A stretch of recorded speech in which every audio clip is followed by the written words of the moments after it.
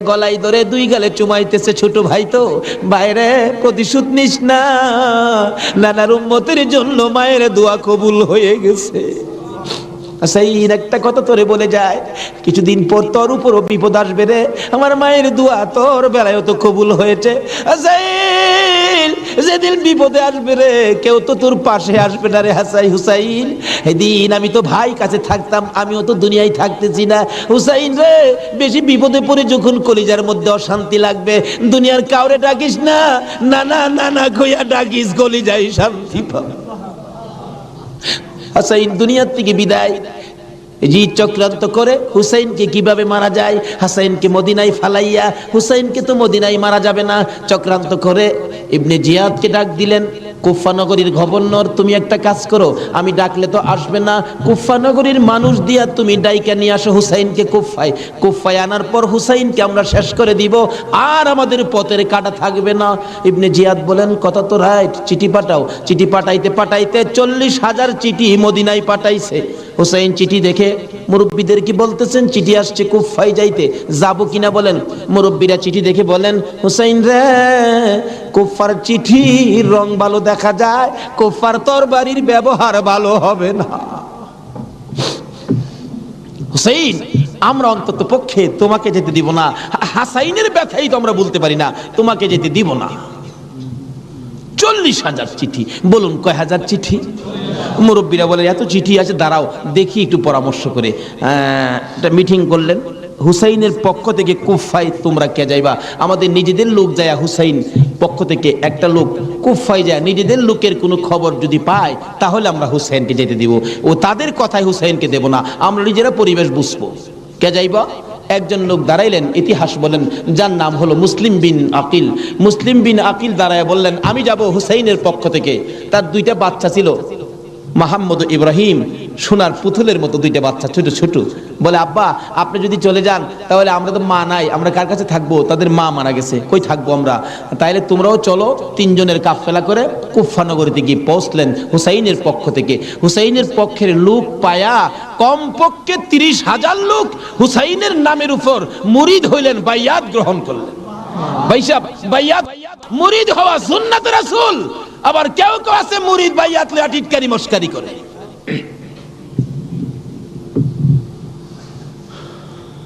বুঝে না ভাই সাহেব, পীরের কাছে মুরিদ হবেন, কত মজার খেলা যে খেলে, আল্লাহর ওলির আল্লাহর সাথে কত খেলা যে খেলে। আল্লাহ কই, এইটা নো ফতুয়া লাগাইস না, মাসলা লাগাইস না, এটা আমার খাট বান্দা, খাট জাগাত কোনো দলিল লাগে না। জোরে জোরে খান সুবহান।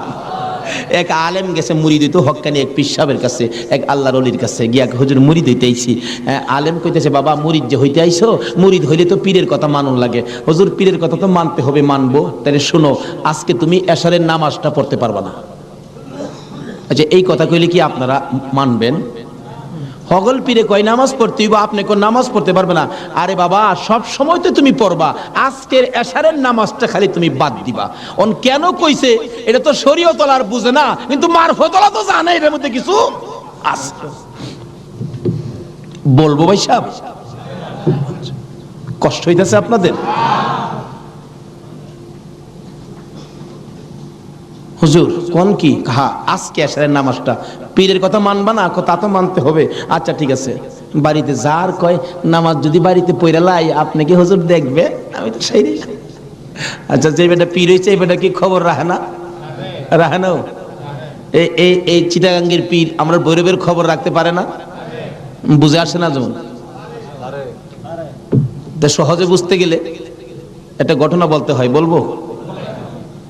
আপনারা কচ্ছপ চিনেন? আপনারা কি করেন? এটা আরো কোনো নাম আছে নি? কচ্ছপ কয়, কাসিম কয়, আমাদের এলাকায় কাটটাও কয়। কাটটা, কসম, কাটটিম যা আছে সব ঘুরে গেরা জিনিস একটা, ওই কি কর? এই কাটটা নাকি, কচ্ছপ নাকি বর্ষাকালে পানির সাথে গ্রামে গঞ্জে, গ্রামের বাড়ি ঘরে যায় পানির সাথে আশ্রয় নেই, আসার সময় মাটির নিচে ডিম পাইরে আসে। কথাটা কি বুঝাইতে পারতেছি? মাটির নিচে ডিম পাইরে আসে, আসার সময় ডিমেরে বইলে আসে, তোর জেডার সাথে আই পুরিস।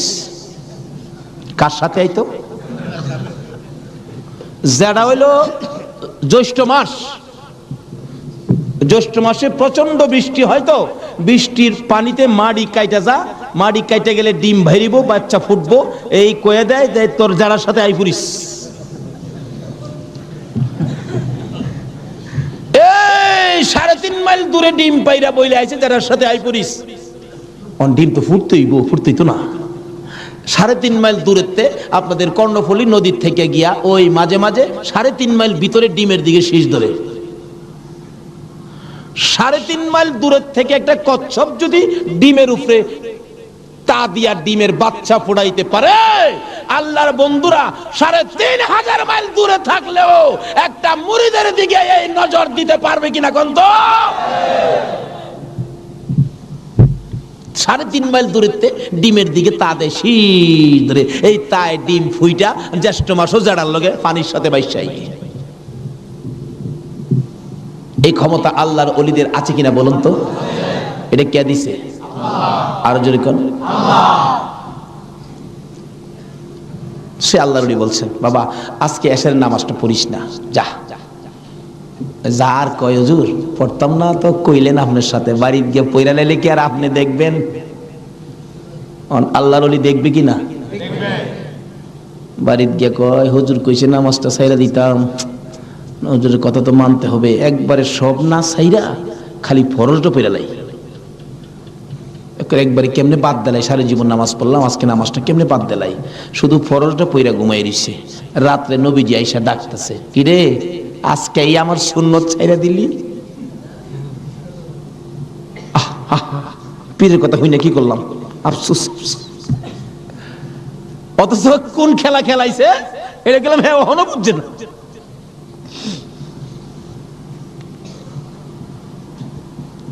সকালবেলা ফজরের নামাজ পড়া মনের দুঃখ খুলে যাইতেছে পীর সাহেবের কাছে। পীর সাহেব দূরে থেকে কয়, কি ফেজ বুঝি লাগছে?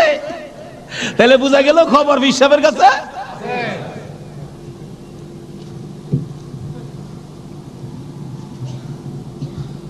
হুজুর আর কথা কইেন না, আপনি না করছেন নামাজ পড়তাম, কত তুই বেটা নামাজ পড়ছস কে?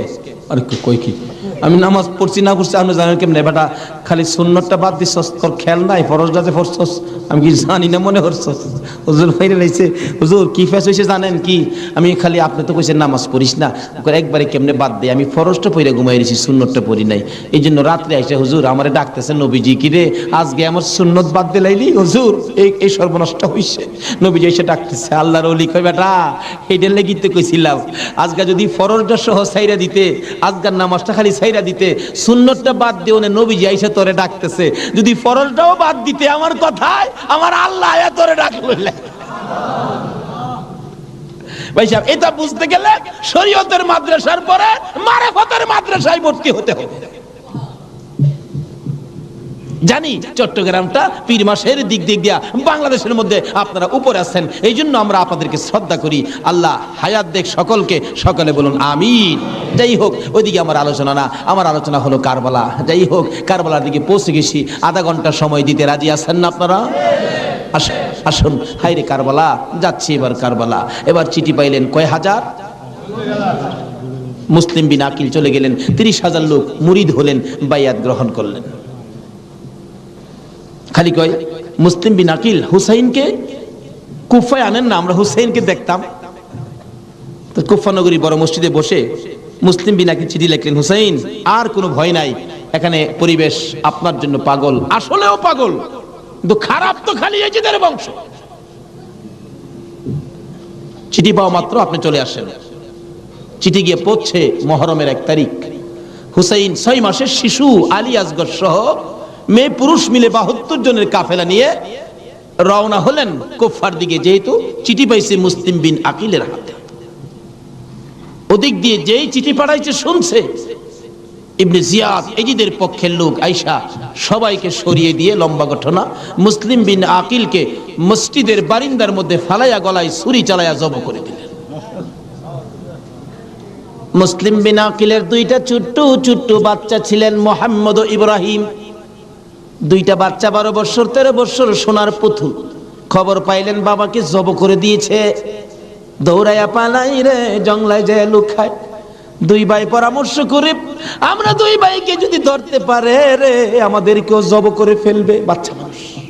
এদিক দিয়ে ঘোষণা হলো মোহাম্মদ ইব্রাহিম মুসলিম বিন আকিলের দুইটা সন্তান যদি মদিনায় চলে যায় খবর দিবে, হুসাইন তো আসবে না, দুইটা ছেলেকে যে ধরে দিতে পারো 10,000 টাকা পুরস্কার। আমাদের হিসাব বললাম, লোকেরা তরবারি লইয়া ঘুরতেছে মোহাম্মদ ইব্রাহিমের তালাশে। ওই দুইটা বাচ্চা পূর্ণিমার চাঁদের মতো চেহারা, সারাদিন লুকাইয়া থাকে, রাত্র হলে মরুভূমির পথ দিয়ে দৌড়ে আর কান্দে আর ডাকে মদিনার পাখিরা রে আয়, মদিনার খবর, একটা খবর নিয়ে যা, কুফা নগরীর অবস্থা ভালো না, আমাদের বাবা মুসলিম বিন আকিলকে কুরবানি করে দিয়েছে, আমরা দুই ভাইকে খুঁজতেছে, রাস্তা পাই না, কোথায় যাব, হুসাইন যেন কুফায় না আসে, খবর নিয়ে যাও। এভাবে একদিন এক রাত, 2 দিন 2 রাত, 3 দিন পার হইয়া 3 রাত্রের বেলা দুইটা ভাই একটা খেজুরের বাগানের মধ্যে বসেছিল, রাত্রে দৌড়াবে মদিনায় যাবে, কিন্তু পেটের খিদা, পানির পিপাসা, আর হাঁটতে পারে না। ছোট ভাইটা বড় ভাইয়ের গলায় ধরে কাঁদতেছে, ভাই কলিজা শুকাইয়া গেছে রে, একটা কাজ সামনে যাইতে পারবো না। দুইজন গলাগুলি করে খেজুরের বাগানের মাঝখানে ঘুমিয়ে গেছে। এই খেজুরের বাগানের মালিকের নাম ছিল হারেস। হারেস নিজে ও তরবারি লইয়া ঘুরতেছে। সকালবেলা হারেসের বিবি যাই বাগান দেখবে, যাইয়া দেখে বাগানের মাঝখানে সাপ বিচ্ছুর ভয় থাকে, কিন্তু এই ভয়ের মাঝখানে দুইটা পূর্ণিমার চাঁদের মতো সন্তান ঘুমাইয়া রইছে।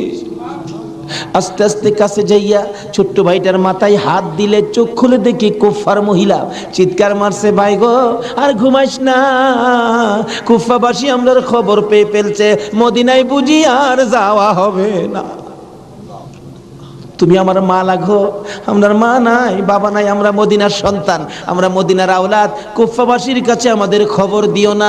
মহিলাটা বলতেছেন, মহিলাদের মায়া বেশি, আয় বাবা তোমাদের তালাশে, আমার স্বামীও ঘুরতেছে, এখানে থাকলে কেউ না কেউ তোমাদেরকে দেখে ফেলবে, আসো আমার বাড়িতে নিয়ে লুকাইয়া রাখি, সন্ধ্যা হলে আমি নিজে মদিনায় লইয়া যাইব। মা বোনেরা, এমন একটা ভালোবাসা দাও না গো এই মুহররমের চাঁদে। সন্ধ্যা হইবার আগে বাচ্চা দুইটা রান্না করে রাখছিল, ছোট্ট ভাইটা ঘুম থেকে উঠে বসে বসে কান্দে, মা মা কইয়া। বড় ভাইটা ঘুম থেকে উঠে ডাকে, কান্দিস না রে, কান্দার আওয়াজ শুনলে আমাদের জীবন থাকবে না। এমন সময় হারেস দৌড়ে আসছে ঘরের মধ্যে খানা খাওয়ার জন্য, খানা খাইতে বসে ডাকতেছে, বিবি গো জলদি করে খানা দে, কে জানি পুরস্কারের বাগি হইয়া যায়। এমন সময় রান্না করে কান্দার আওয়াজ শুনলে ডাকতেছে, বিবি রান্না করে কে কান্দে? বিবি বলেন, তোমার ঘরে নয়, অন্য ঘরে কান্দে। বিবি রে, আমার ঘরে কান্দার আওয়াজ শোনা যায়। বিবি মিথ্যা কথা কোস, আমার ঘরে কান্দা। বিবি বলেন, তোমার ঘরে নয়, কুফাবাসীর সন্তানেরা কান্দে। হারেস বলেন, বিবি রে, কুফাবাসীর কান্দা এত সুন্দর না। বাসন ধাক্কা দিয়ে সরাইয়া তরবারিটা লইয়া ওইটা দাঁড়াইলে বিবি পিছন দিয়ে আঞ্জে ধরেছে, স্বামী আর সামনে যাও না, হে মদিনার ময়নাদের গলায় চুরি দিও না। তোমার যদি মারতে চাই গো স্বামী, আমার গলাটা পেতে দিলাম, আমার গলাটা কাইটা দাও। না না, মানবো না। দৌড়ে যাইয়া রান্নাঘরের দরজায় দাঁড়াইয়া দেখে দুইটা পূর্ণিমার চাঁদ উদয় হইয়া রইছে। তরবারিটা দেখে ছোট্ট ভাইটা চিৎকার মারছে, বাবা গো খইয়া।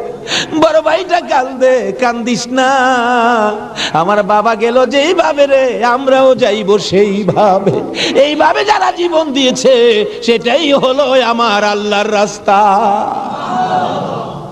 দুই ভাইকে ধরে মুরগির বাচ্চার মতো শেষরাইয়া বাহির করে যাইতে যাইতে যাইতে যাইতে একটু পরে পরে ছোট্ট ভাইটা জিগায়, হারেস রে, আমরা মেরে ফেলবে রে, মারিস নাই, আমরার মা নাই, আমরার বাবা নাই।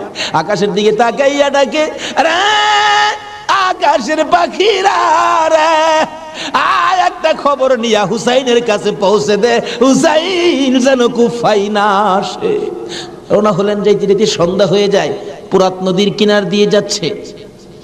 হারেস ভাবতেছে, দুইটা সন্তান, দুইটা ছেলে জীবিত যদি নিয়ে যায়, আমার চেয়ে শক্তিশালী কেউ আয়সা যদি আমার কাছ থেকে নিয়ে যায়, পুরস্কার আমি পাবো না, বরঞ্চ জব করে দুইটা মাথা খালি নিলেই তো হয়। দুইটা ভাইকে জব করার জন্য প্রস্তুতি নিলে ছুরির দিকে তাকাইয়া তাকাইয়া বাচ্চারা কান্দে। ছোট্ট ভাইটাকে জমিনে শোয়াইছে, গলাটা কাটবে, লাফ মেরে উইটা গেছে। বড় ভাইটাকে শোয়াইছে, উইটা গেছে। আবার জোর করে জমিনে শোয়াইয়া ছোট্ট ভাইটাকে বুকের উপর পাড়া দিয়া ধরছে, মাথার মধ্যে চাপা দিয়ে ধরে গলাটায় ছুরি চালাবে, ছুরির নিচে তাইকা কাঁদতেছে, হুসাইন আইসো না গো, কারবালায় আইসো না, এই কুফা নগরীতে আইসো না, কুফার মানুষের তরবারির ব্যবস্থা ভালো না। গলা কেটে দিলেন বড় ভাইটারে, গলা কেটে দুইটা ভাইকে দুই দিকে ধাক্কাইয়া পুরাত নদীতে ফেলে দিলেন, মাথা ছাড়া বডিখানি ফেলে দিয়ে মাথা রুমালের প্যাকেট করে রওনা হলে শুনে পিছন দিয়ে আবার ডাকতেছে, হারেস রে আমরা দুই ভাইয়ের মারিস না। হারেস বলেন মাথা কেটে নিয়ে আসলাম। আবার ডাকে কে? পিছনে যাইয়া দেখে দুই দিকে দুইটা বডি লাশ ছিল, দুইটা ভাই আবার একসাথে হইয়া এক ভাই আর এক ভাইয়ের আনজাইয়া ধরে রাখছে। আমার আল্লাহ বলেছে আমার রাস্তায় যারা জীবন দেয় রে তারা মরে না, তারা মরে না রে, তারা জীবিত। এই দুই ভাই প্রমাণ করে দিলেন তারা জীবিত। ওদিকে যায় না, ওদিক দিয়ে যাইতেছে এজিদের দরবারে পুরস্কার আনবে, এদিক দিয়া ইমাম হুসাইন 72 জনের কাফেলা লইয়া গো আস্তে আস্তে কারবালার জমিনে এসে পৌঁছে সন্ধ্যা হয়ে যায়, রাস্তা চিনে না। হুসাইন বলেন তাবু গাড়ো, সকালবেলা কুফার দিকে রওনা হব। তাবু গাড়তে গেলে জমিনে কূপ দেয়, মাটির থেকে রক্ত বাহির হয়, গাছের ডালে আঘাত করে গাছের ডাল থেকে রক্ত বাহির হয়। সঙ্গীরা বলেন হুসাইন ব্যাপারটা বুঝতে পারতেছি না। হুসাইন বলেন রাখো রাখো, এখানে কি কাউরে পাই কিনা জিজ্ঞেস করলেন এই জায়গাটার নাম কি? একজন লোক বলেন আপনারা কোত্থেকে আসছেন? আমরা মদিনার থেকে আসছি। এই জায়গাটার নাম কি? জায়গাটার নাম কারবুলা। হুসাইন একটা চিৎকার মারছে, সঙ্গীরা রে তাবু গাড়ো। আমার নানা বলেছে রে, নানার উম্মতের জন্য আমি হুসাইন কারবালাই নাকি শহীদ হব। মুহররমের 7 তারিখ তাবু গাড়লেন, সন্ধ্যা হইলে তাবু গাড়লে রাত্র শেষ হওয়ার আগে 4000 এদিদি শুনল নিরস্ত্র মুসলমানের চারপাশে ঘেরাও করেছে। আজকে সেই নিরস্ত্র মুসলমানের উপর ইরাকের জমিনে বলুন তো আক্রমণ হচ্ছে কিনা? সকালবেলা ডাকে হুসাইন যুদ্ধ করো। হুসাইন বলেন আমি তো যুদ্ধ করতে আসি নাই, বেড়াইতে আসছি। যেতে দেখো চিঠি পাই আসছি বেড়াইতে, কোনো কথা মানবো না, যুদ্ধ করো। একদিন 2 দিন 3 দিন পার হইয়া মুহররমের 9 তারিখ দিবাগত 10 তারিখের রাত্রে শেষ চিন্তাধারা। হুসাইন তাবুর বাতিরা জ্বালায় বলতেছেন তোমরা কথা শোনো। কি এখানে অবস্থা ভালো দেখা যায় না, যুদ্ধ করার তো কিছু নাই, তোমরা আমার একটা কথা শোনো। কি? বাতিটা নিবাই দিলেন। নিবাই দিয়া বলতেছেন যে যেদিক দিয়া পারো কারবালা ছাইরা তোমার নিজেদের জান বাঁচাও, কিন্তু হুসাইন কারবালায় শহীদ নানার উম্মতের নাজাতের জন্য। সারা রাত কান্নাকাটি। পারবা 9 তারিখ দিবাগত রাত্রে টিভির বর্তাটা বন্ধ রাখতে, রেডিওর চাবিটা বন্ধ রাখতে। হুসাইন কারবালায় সমস্ত লোকদেরকে 72 জনের কাফেলা নিয়ে কান্দে, আর আমরা সেই তারিখে টিভি চালাই। কিসের মহব্বত আর কিসের মায়া আর কিসের নামাজ তুমি পড়েছো?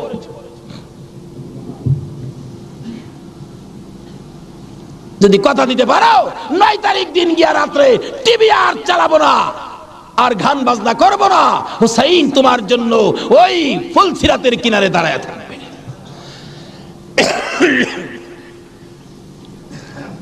সকাল হয়ে যায়, ফজর আজান দিলে নামাজ পড়ে, নামাজ পড়লেন।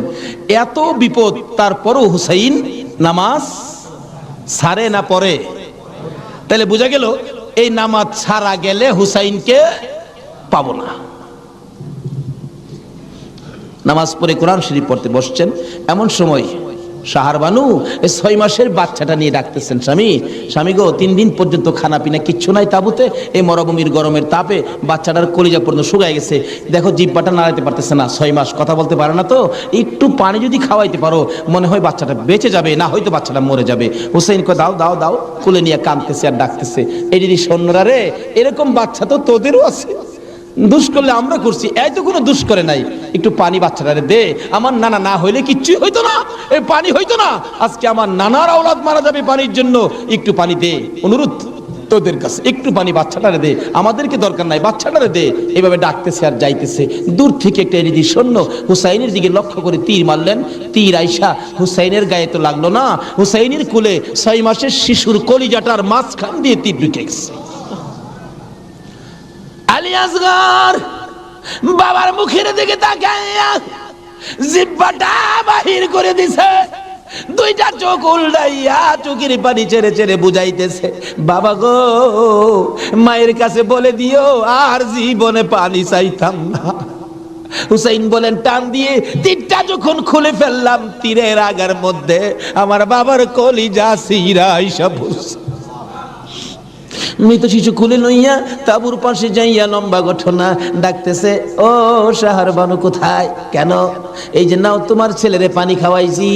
বেরিয়ে দেখে মা দুকিনি বাবার জিহ্বা বাহির হইয়া রইছে, চোখ দুইটা উল্টা লইছে, বুকের মধ্যে রক্ত দেখা যায়, চিৎকার মারছে, মাবুদ আমার বাবা কুল পানি খাইছে গো। এই জমিনে যে নবীর জন্য সব বানাইছো সেই নবীর উম্মত পানি পায় না, তীর খায়া মরে আর কলিজা মানে না। এইভাবে কাঁদতেছিলেন। মুহররমের 10 তারিখ সকালবেলা আলী আকবর 18 বছরের পালোয়ান দৌড়াই আসছেন। মা কেন কান্দো? দেখাইলেন, দেখো তোমার 6 মাসের ছোট্ট ভাইয়ের অবস্থা। আলী আকবর দেখে আর সহ্য করতে পারে না, রক্ত হাতে নিয়ে বলতেছেন, মাবুদ গো এ রক্ত ছুঁয়ে কসম খাইলাম এদিদি সৈন্যরে ছাড়বো না। যুদ্ধ শুরু হয়ে যায় মুহররমের 10 তারিখ। আলী আকবর যুদ্ধ করতে করতে পিপাসিত ক্লান্ত হইয়া তাবুতে ফিরে এসে ডাকতেছেন, মা মা এক গ্লাস পানি যদি খাওয়াইতে পারো, কথা দিলাম সমস্ত কারবালার সৈন্য এই দিদি সৈন্য ওদেরকে আমি খতম করে ফেলবো।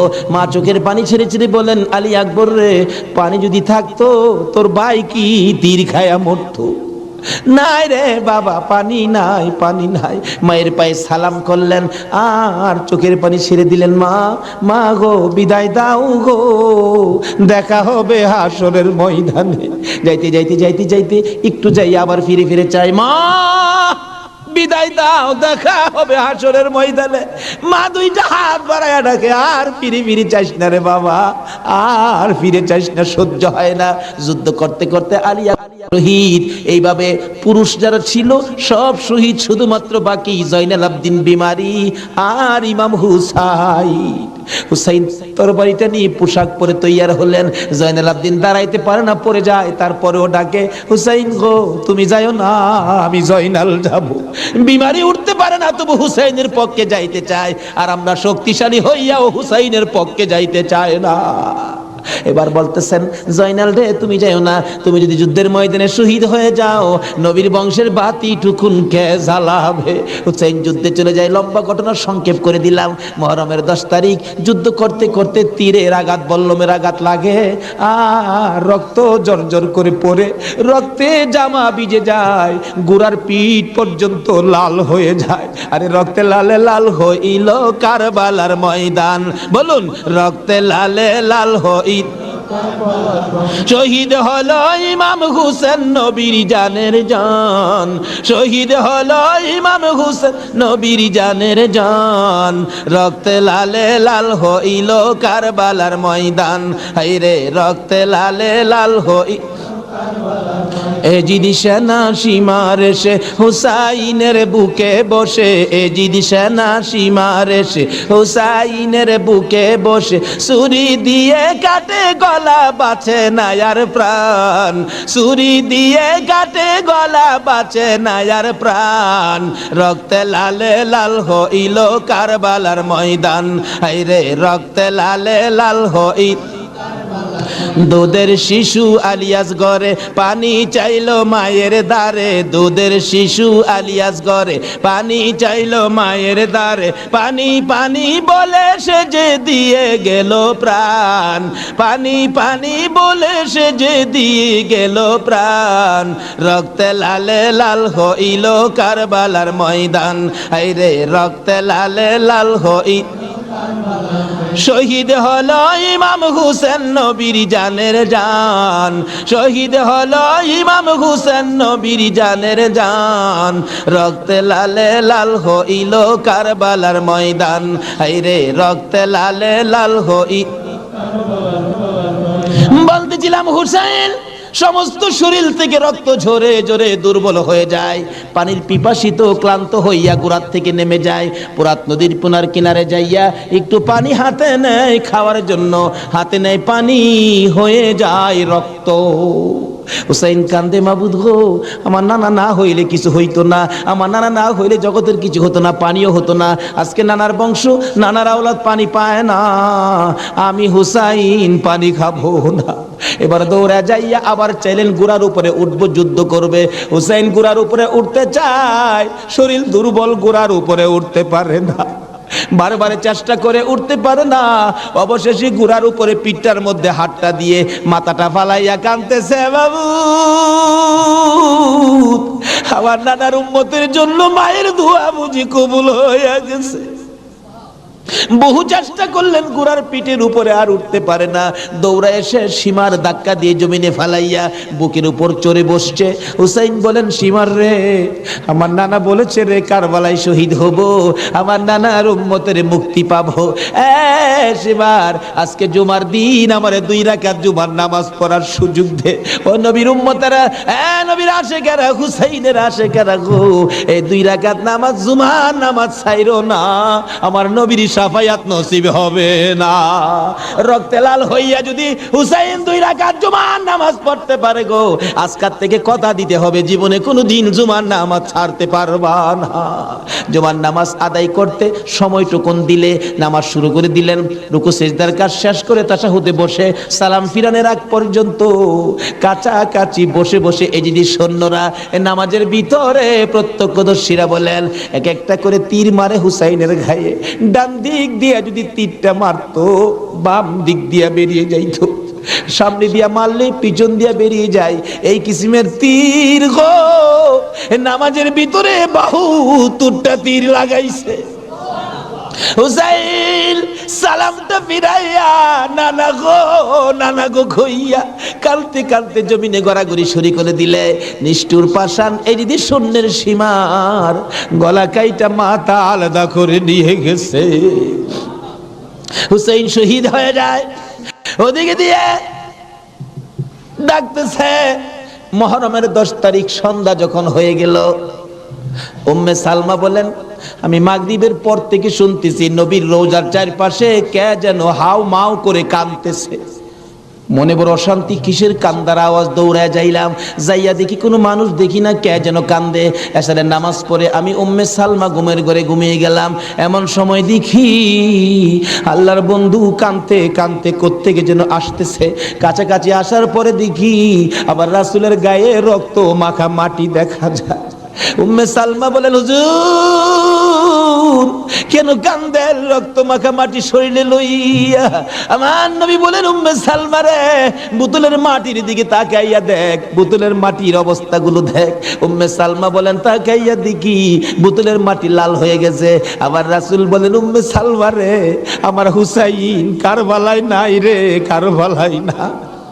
উম্মে সালমা বলেন, প্রশ্ন করলাম, ইয়া রাসূলুল্লাহ, হুসাইন তো কারবালায় শহীদ, আপনার রওজার পাশে কাঁদলো কে জানতে চাই। আমার নবী বলেন, আরে উম্মে সালমা, আমার হুসাইন যখন কারবালার জমিনে তীরের আঘাতে নানা কইয়া ডাক মারছে রে, আমি নবী রওজার থেকে বাহির হইয়া দৌড় মারছি। ওই সময় রহমতের ফেরেশতারা আমার রওজার পাশে বসে বসে কাঁদছে। আমি কারবালায় যাইয়া দেখি আমার হুসাইন তীরের আঘাতে রে নানা নানা কইয়া গড়াগড়ি করে। আমি হুসাইনকে আনজায়া ধরছি।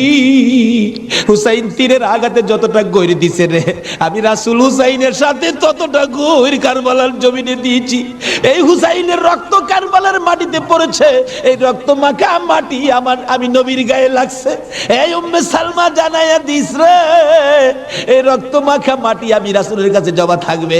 হাশরের জমিন যেদিন কায়েম হবে, আমি আমার মাওলার দরবারে হুসাইনের রক্ত মাখা মাটিগুলি তুলে ধরবো। মাবুদ, আমার মেয়ে ফাতেমা সন্তান কুরবানি করেছে আমার উম্মতের নাজাতের জন্য।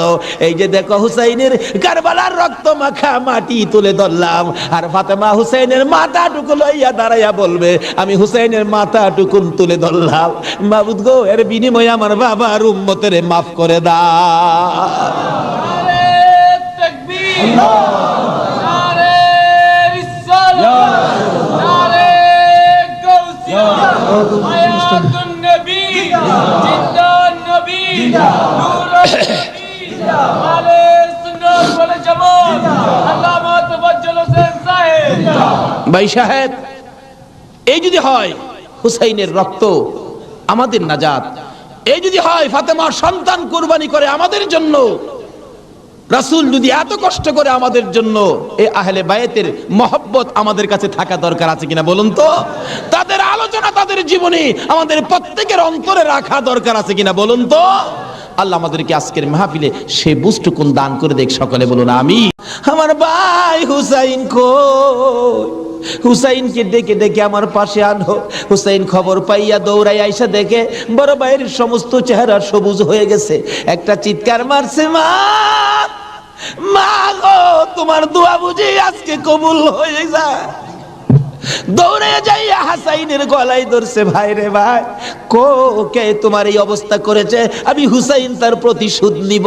হাসাইন টাইনা টাইনা গলায় ধরে দুই গালে চুমাইতেছে, ছোট ভাই তো, বাইরে প্রতিশোধ নিস না, নানার উম্মতের জন্য মায়ের দোয়া কবুল হয়ে গেছে। হাসাইন একটা কথা তোরে বলে যায়, কিছুদিন পর তোর উপরও বিপদ আসবে রে, আমার মায়ের দোয়া তোর বেলায় তো কবুল হয়েছে। হাসাইন যেদিন বিপদে আসবে রে, কেউ তো তোর পাশে আসবে না রে হুসাইন। এদিন আমি তো ভাই কাছে থাকতাম, আমিও তো দুনিয়ায় থাকতেছি না। হুসাইন রে, বেশি বিপদে পড়ে যখন কলিজার মধ্যে অশান্তি লাগবে, দুনিয়ার কাউরে ডাকিস না, নানা নানা কইয়া ডাকিস, কলিজায় শান্তি পাবে। হাসাইন দুনিয়ার থেকে বিদায়, জি চক্রান্ত করে হুসাইনকে কিভাবে মারা যায়, হাসাইনকে মদিনায় ফালাইয়া, হুসাইনকে তো মদিনায় মারা যাবে না, চক্রান্ত করে ইবনে জিয়াদকে ডাক দিলেন। কুফা নগরীর গভর্নর, তুমি একটা কাজ করো, আমি ডাকলে তো আসবে না, কুফা নগরীর মানুষ দিয়া তুমি ডাইকা নিয়ে আসো হুসাইনকে কুফায় আনার পর হুসাইনকে আমরা শেষ করে দিব, আর আমাদের পথের কাটা থাকবে না। ইবনে জিয়াদ বলেন, কথা তো রাইট, চিঠি পাঠাও। চিঠি পাঠাইতে পাঠাইতে 40,000 চিঠি মদিনায় পাঠাইছে। হুসাইন চিঠি দেখে মুরব্বীদের কি বলতেছেন, চিঠি আসছে কুফায় যাইতে, যাব কিনা বলেন। মুরব্বীরা চিঠি দেখে বলেন, হুসাইন রে, কুফার চিঠির রং ভালো দেখা যায়, কুফার তরবারির ব্যবহার ভালো হবে না। হুসাইন, আমরা অন্তত পক্ষে তোমাকে যেতে দিব না, হাসাইনের ব্যথাই তো আমরা বলতে পারি না, তোমাকে যেতে দিব না। 40,000 চিঠি, বলুন কয় হাজার চিঠি? মুরব্বীরা বলে এত চিঠি আছে, দাঁড়াও দেখি একটু পরামর্শ করে। একটা মিটিং করলেন, হুসাইনের পক্ষ থেকে কুফায় তোমরা কে যাইবা? আমাদের নিজেদের লোক যায়, হুসাইন পক্ষ থেকে একটা লোক কুফায় যায়, নিজেদের লোকের কোনো খবর যদি পায় তাহলে আমরা হুসাইনকে যেতে দিব, ও তাদের কথায় হুসাইনকে দেব না, আমরা নিজেরা পরিবেশ বুঝবো। কে যাইবা? একজন লোক দাঁড়াইলেন, ইতিহাস বলেন, যার নাম হলো মুসলিম বিন আকিল। মুসলিম বিন আকিল দাঁড়ায় বললেন, আমি যাব হুসাইনের পক্ষ থেকে। তার 2টা বাচ্চা ছিল, মোহাম্মদ ইব্রাহিম, সোনার পুতুলের মতো 2টা বাচ্চা, ছোট ছোট। বলে, আব্বা আপনি যদি চলে যান তাহলে আমরা তো মা নাই, আমরা কার কাছে থাকবো? তাদের মা মারা গেছে, কই থাকবো আমরা? তাইলে তোমরাও চলো। 3 জনের কাফেলা করে কুফা নগরীতে গিয়ে পৌঁছলেন হুসাইনের পক্ষ থেকে। হুসাইনের পক্ষের লোক পায়া কমপক্ষে 30,000 লোক হুসাইনের নামের উপর মুরিদ হইলেন, বাইয়াত গ্রহণ করলেন। বাইয়াত মুরিদ হওয়া সুন্নাত রাসূল। আবার কেউ কেউ আছে মুরিদ বাইয়াত লিয়া টিটকারি মস্কারি করে।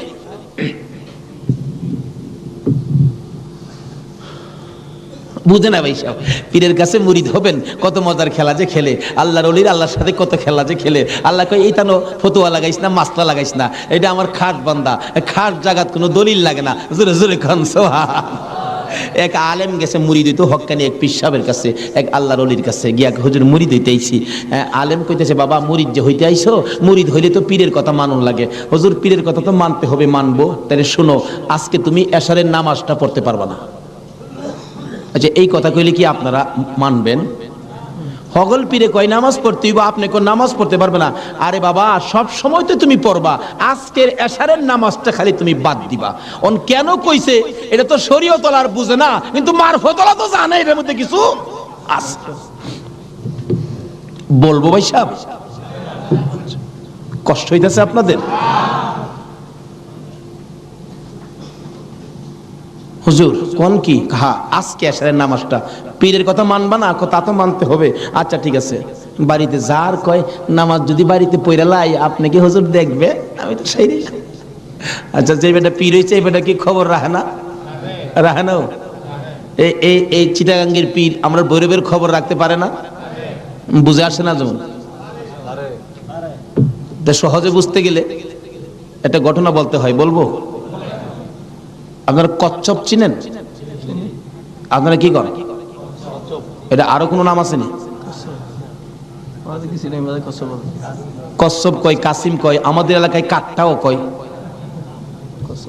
তো কাঠটা, কসম, কাঠটিম যা আছে সব ঘুরে গেরা জিনিস একটা, ওই কি কর? এই কাঠটা নাকি, কচ্ছপ নাকি বর্ষাকালে পানির সাথে গ্রামে গঞ্জে, গ্রামের বাড়ি ঘরে যায় পানির সাথে আশ্রয় নেই, আসার সময় মাটির নিচে ডিম পাইরে আসে। কথাটা কি বুঝাইতে পারতেছি? মাটির নিচে ডিম পাইরে আসে, আসার সময় ডিমেরে বইলে আসে, তোর জেডার সাথে আইপুরিস। কার সাথে আইতো? জেডা হইল জ্যৈষ্ঠ মাস। জ্যৈষ্ঠ মাসে প্রচন্ড বৃষ্টি হয়, তো বৃষ্টির পানিতে মাড়ি কাইটা যা, মাড়ি কাইটা গেলে ডিম ভাইরিব, বাচ্চা ফুটবো, এই কয়ে দেয় যে তোর যারার সাথে আইপুরিস। এই 3.5 মাইল দূরে ডিম পাইরা বইলে আইছে যারার সাথে আইপুরিস। ডিম তো ফুটতেই তো না। 3.5 মাইল দূরেতে আপনাদের কর্ণফুলী নদীর থেকে গিয়া ওই মাঝে মাঝে 3.5 মাইল ভিতরে ডিমের দিকে শীষ ধরে। 3.5 মাইল দূরের থেকে একটা কচ্ছপ যদি ডিমের উপরে তা দিয়া ডিমের বাচ্চা ফোড়াইতে পারে, আল্লাহর বন্ধুরা 3,500 মাইল দূরে থাকলেও একটা মুরিদের দিকে এই নজর দিতে পারবে কিনা কোন? তো 3.5 মাইল দূরেতে ডিমের দিকে তা দেয় শীষ ধরে, এই তাই ডিম ফুইটা জ্যৈষ্ঠ মাসও জাড়ার লগে পানির সাথে বাইশাই। এই ক্ষমতা আল্লাহর ওলিদের আছে কিনা বলুন তো? এটা কে দিছে? আরো জোরে কোন? সে আল্লাহর ওলি বলছেন, বাবা আজকে এশারের নামাজটা পড়িস না, যা। যার কয় হুজুর পড়তাম না, তো কইলেন আপনার সাথে, বাড়িতে গিয়ে পয়রা লাইলে কি আর আপনি দেখবেন? আল্লাহর ওলি দেখবে কি না? বাড়িতে গিয়ে কয় হুজুর কইছে নামাজটা ছাইরা দিতাম, হুজুরের কথা তো মানতে হবে, একবারে সব না ছাইরা খালি ফরজটা পয়রা লাই, একবারে কেমনে বাদ দেলাই, সারা জীবন নামাজ পড়লাম, আজকে নামাজটা কেমনে বাদ দেলাই, শুধু ফরজটা পয়রা ঘুমাই রইছে। রাত্রে নবীজি আইসা ডাকতেছে, কি রে আজকে এই আমার সুন্নত ছাইরা দিলি? পীরের কথা হই না, কি করলাম, আফসোস। অথচ কোন খেলা খেলাইছে এটা গেলাম, হ্যাঁ ওহনো বুঝছে না।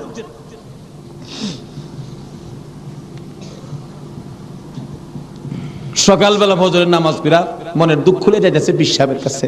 পিসাব দূরে থেকে কয়, কি ফেস বুঝি লাগছে? তাহলে বুঝা গেল খবর পিসাবের কাছে।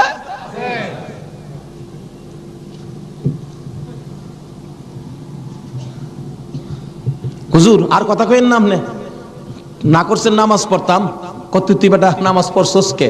আরে কই কি আমি নামাজ পড়ছি না পড়ছি আপনি জানেন কেমনে? বেটা খালি সুন্নতটা বাদ দিছস, তোর খেয়াল নাই ফরজটা যে পড়ছস? আমি কি জানি না মনে করছস? হুজুর বাইরে লাইছে, হুজুর কি ফেস হইছে জানেন কি? আমি খালি আপনি তো কইছেন নামাজ পড়িস না, একবারে কেমনে বাদ দেই, আমি ফরজটা পড়ে ঘুমাই রইছি, সুন্নতটা পড়ি নাই। এই জন্য রাত্রে আইসা হুজুর আমারে ডাকতেছেন, নবীজি কি রে আজকে আমার সুন্নত বাদ দিলাইলি? হুজুর এই সর্বনষ্ট হইছে। নবীজি এসে ডাকতেছে, আল্লাহর ওলি কয়, বেটা এইটার লেগি তো কইছিলাম আজকে যদি ফরজটা সহ ছাইরা দিতে, আজকের নামাজটা খালি ছাইরা দিতে, সুন্নতটা বাদ দিও না, নবীজি আইসা তোরে ডাকতেছে, যদি ফরজটাও বাদ দিতে আমার কথায় আমার আল্লাহ আয়া তোরে ডাকলো। ভাই সাহেব এটা বুঝতে গেলে শরীয়তের মাদ্রাসার পরে মারিফতের মাদ্রাসায় ভর্তি হতে হবে। জানি চট্টগ্রামটা পীর মাসের দিক দিয়া বাংলাদেশের মধ্যে আপনারা উপরে আছেন, এই জন্য আমরা আপনাদেরকে শ্রদ্ধা করি। আল্লাহ হায়াত দেখ সকলকে, সকলে বলুন আমিন। যাই হোক ওইদিকে আমার আলোচনা না, আমার আলোচনা হলো কারবালা। যাই হোক কারবালার দিকে পৌঁছে গেছি, আধা ঘন্টা সময় দিতে রাজি আছেন না আপনারা? আসুন হাইরে কারবালা, যাচ্ছি এবার কারবালা। এবার চিঠি পাইলেন কয় হাজার? মুসলিম বিন আকিল চলে গেলেন, 30,000 লোক মুরিদ হলেন, বাইয়াত গ্রহণ করলেন।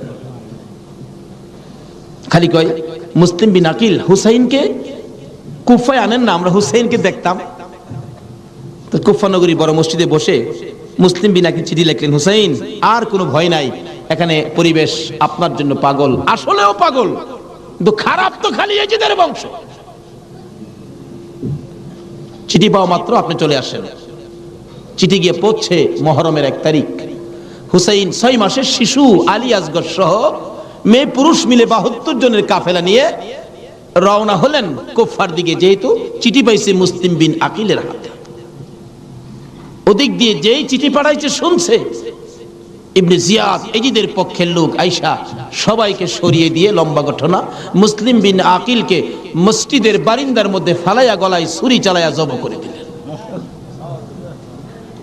মুসলিম বিন আকিলের 2টা ছোট্ট ছোট্ট বাচ্চা ছিলেন, মোহাম্মদ ও ইব্রাহিম। 2টা বাচ্চা 12 বছর 13 বছর, সোনার পুতুল। খবর পাইলেন বাবাকে জব করে দিয়েছে, দৌড়াইয়া পালাই রে জঙ্গলায় যায় লুকায়। 2 ভাই পরামর্শ করে, আমরা 2 ভাইকে যদি ধরতে পারে রে আমাদেরকেও জব করে ফেলবে, বাচ্চা মানুষ।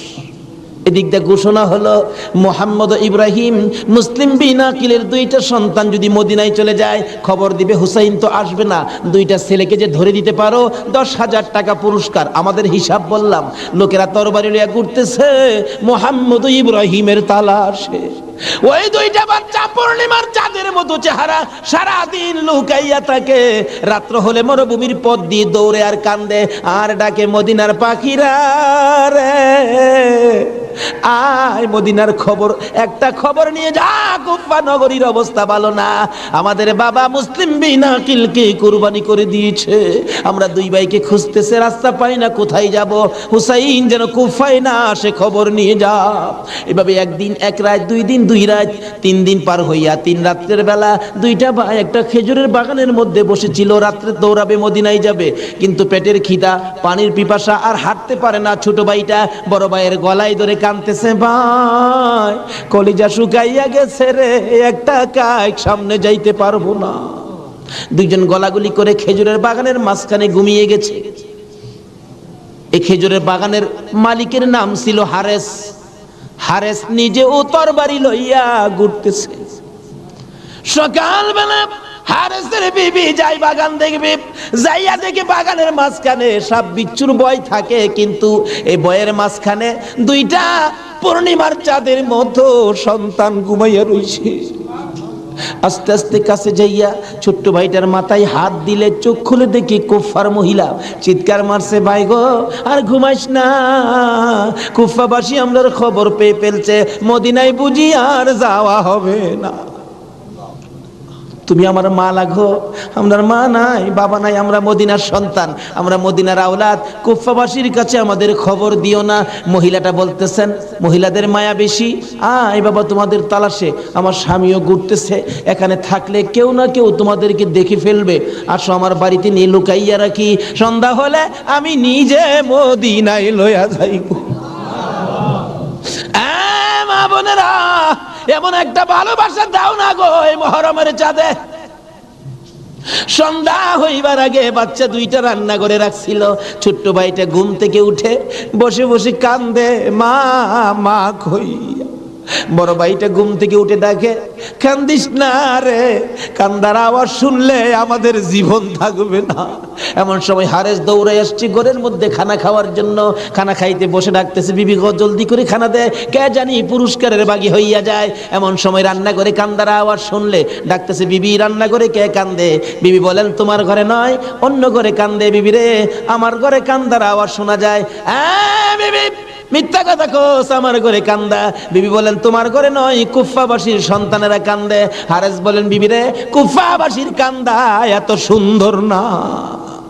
বাসন ধাক্কা দিয়ে সরাইয়া তরবারিটা লইয়া ওইটা দাঁড়াইলে বিবি পিছন দিয়ে আঞ্জায় ধরেছে, স্বামী আর সামনে যাও না, হে মদিনার ময়নাদের গলায় ছুরি দিও না। তোমার যদি মারতে চাই গো স্বামী, আমার গলাটা পেতে দিলাম, আমার গলাটা কাইটা দাও। না না, মানবো না। দৌড়ে যাইয়া রান্নাঘরের দরজায় দাঁড়াইয়া দেখে 2টা পূর্ণিমার চাঁদ উদয় হইয়া রইছে। তরবারিটা দেখে ছোট্ট ভাইটা চিৎকার মারছে, বাবা গো খইয়া। বড় ভাইটা কান্দে, কান্দিস না, আমার বাবা গেল যেইভাবে রে, আমরাও যাইব সেইভাবে। এইভাবে যারা জীবন দিয়েছে সেটাই হলো আমার আল্লাহর রাস্তা। দুই ভাইকে ধরে মুরগির বাচ্চার মতো শেষরাইয়া বাহির করে যাইতে যাইতে যাইতে যাইতে একটু পরে পরে ছোট্ট ভাইটা জিগায়, হারেস রে আমরা মেরে ফেলবে রে, মারিস নাই, আমরার মা নাই, আমরার বাবা নাই। আকাশের দিকে তাকাইয়া ডাকে, আরে আকাশের পাখিরা রে, আয় একটা খবর নিয়া হুসাইনের কাছে পৌঁছে দে, হুসাইন যেন কুফায় না আসে। রওনা হলেন, যাইতে যাইতে সন্ধ্যা হয়ে যায়, পুরাত নদীর কিনার দিয়ে যাচ্ছে। হারেস ভাবতেছে, দুইটা সন্তান, দুইটা ছেলে জীবিত যদি নিয়ে যায়, আমার চেয়ে শক্তিশালী কেউ আয়েশা যদি আমার কাছ থেকে নিয়ে যায়, পুরস্কার আমি পাবো না, বরঞ্চ জব করে দুইটা মাথা খালি নিলেই তো হয়। দুইটা ভাইকে জব করার জন্য প্রস্তুতি নিলে ছুরির দিকে তাকাইয়া তাকাইয়া বাচ্চারা কান্দে। ছোট্ট ভাইটাকে জমিনে শোয়াইছে, গলাটা কাটবে, লাফ মেরে উইটা গেছে। বড় ভাইটাকে শোয়াইছে, উইটা গেছে। আবার জোর করে জমিনে শোয়াইয়া ছোট্ট ভাইটাকে বুকের উপর পাড়া দিয়া ধরছে, মাথার মধ্যে চাপা দিয়ে ধরে গলাটাই ছুরি চালাবে, ছুরির নিচে তাইকা কাঁদতেছে, হুসাইন আইসো না গো, কারবালায় আইসো না, এই কুফা নগরীতে আইসো না, কুফার মানুষের তরবারির ব্যবস্থা ভালো না। গলা কেটে দিলেন বড় ভাইটারে, গলা কেটে দুইটা ভাইকে দুই দিকে ধাক্কাইয়া পুরাত নদীতে ফেলে দিলেন, মাথা ছাড়া বডিখানি ফেলে দিয়ে মাথা রুমালের প্যাকেট করে রওনা হলে শুনে পিছন দিয়ে আবার ডাকতেছে, হারেস রে আমরা দুই ভাইয়ের মারিস না। হারেস বলেন, মাথা কেটে নিয়ে আসলাম। আবার ডাকে কে? পিছনে যাইয়া দেখে দুই দিকে দুইটা বডি লাশ ছিল। দুইটা ভাই আবার একসাথে হইয়া এক ভাই আরেক ভাইয়ের আনজাইয়া ধরে রাখছে। আমার আল্লাহ বলেছে, আমার রাস্তায় যারা জীবন দেয় রে তারা মরে না, তারা মরে না রে, তারা জীবিত। এই দুই ভাই প্রমাণ করে দিলেন তারা জীবিত। ওদিকে যায় না, ওদিক দিয়ে যাইতেছে এজিদের দরবারে পুরস্কার আনবে। এদিক দিয়া ইমাম হুসাইন 72 জনের কাফেলা লইয়া গো আস্তে আস্তে কারবালার জমিনে এসে পৌঁছে সন্ধ্যা হয়ে যায়। রাস্তা চিনে না। হুসাইন বলেন, তাবু গাড়ো, সকালবেলা কুফার দিকে রওনা হব।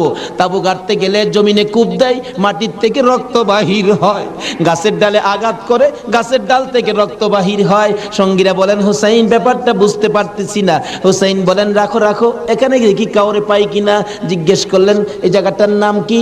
একজন লোক বলেন, আপনারা কোত্থেকে আসছেন? আমরা মদিনার থেকে আসছি। এই জায়গাটার নাম কি? জায়গাটার নাম কারবুলা।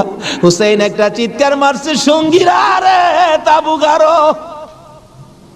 আমার নানা বলেছে রে, নানার উম্মতের জন্য আমি হুসাইন কারবালাই নাকি শহীদ হব।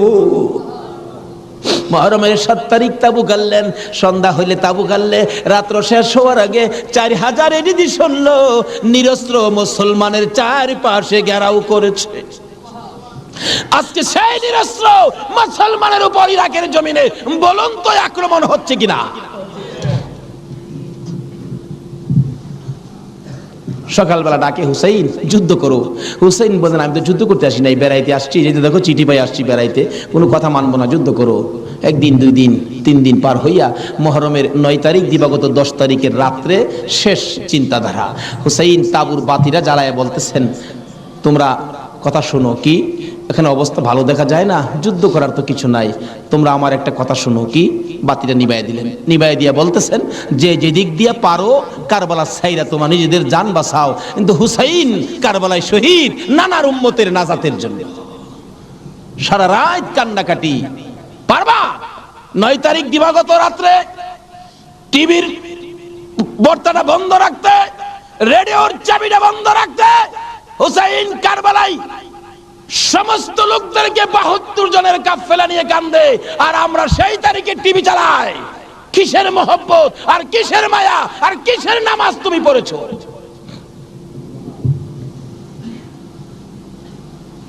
যদি কথা দিতে পারো 9 তারিখ দিন গিয়া রাত্রে টিভি আর চালাবো না, আর গান বাজনা করবো না, হুসাইন তোমার জন্য ওই ফুলসিরাতের কিনারে দাঁড়ায় থাকবে।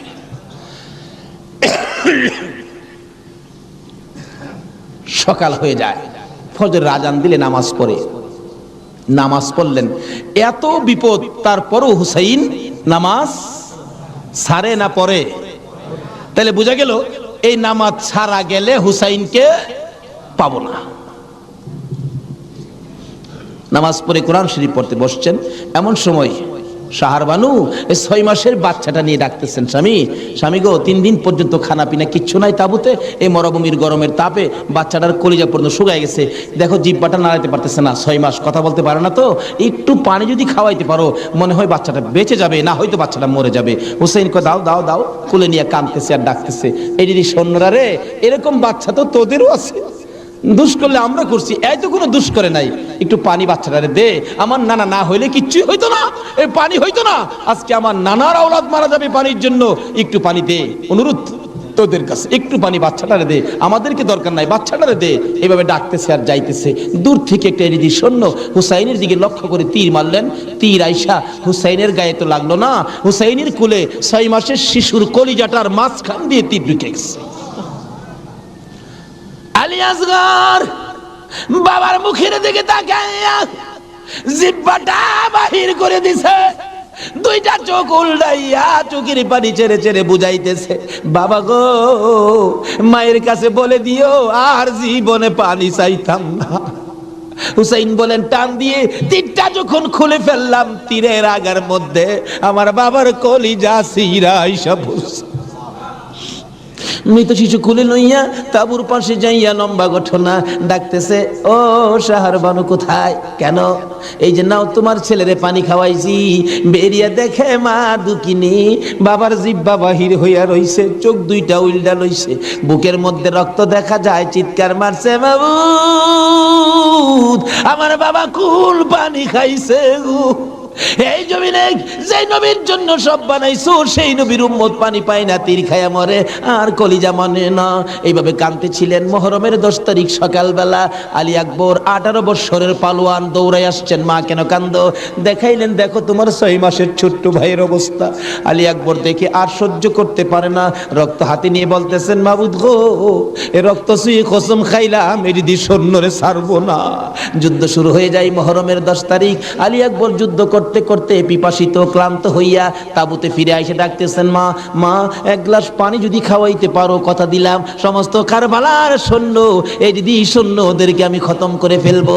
মা চোখের পানি ছেড়ে ছেড়ে বলেন, আলী আকবর রে পানি যদি থাকতো তোর ভাই কি তীর খায়া মরতো?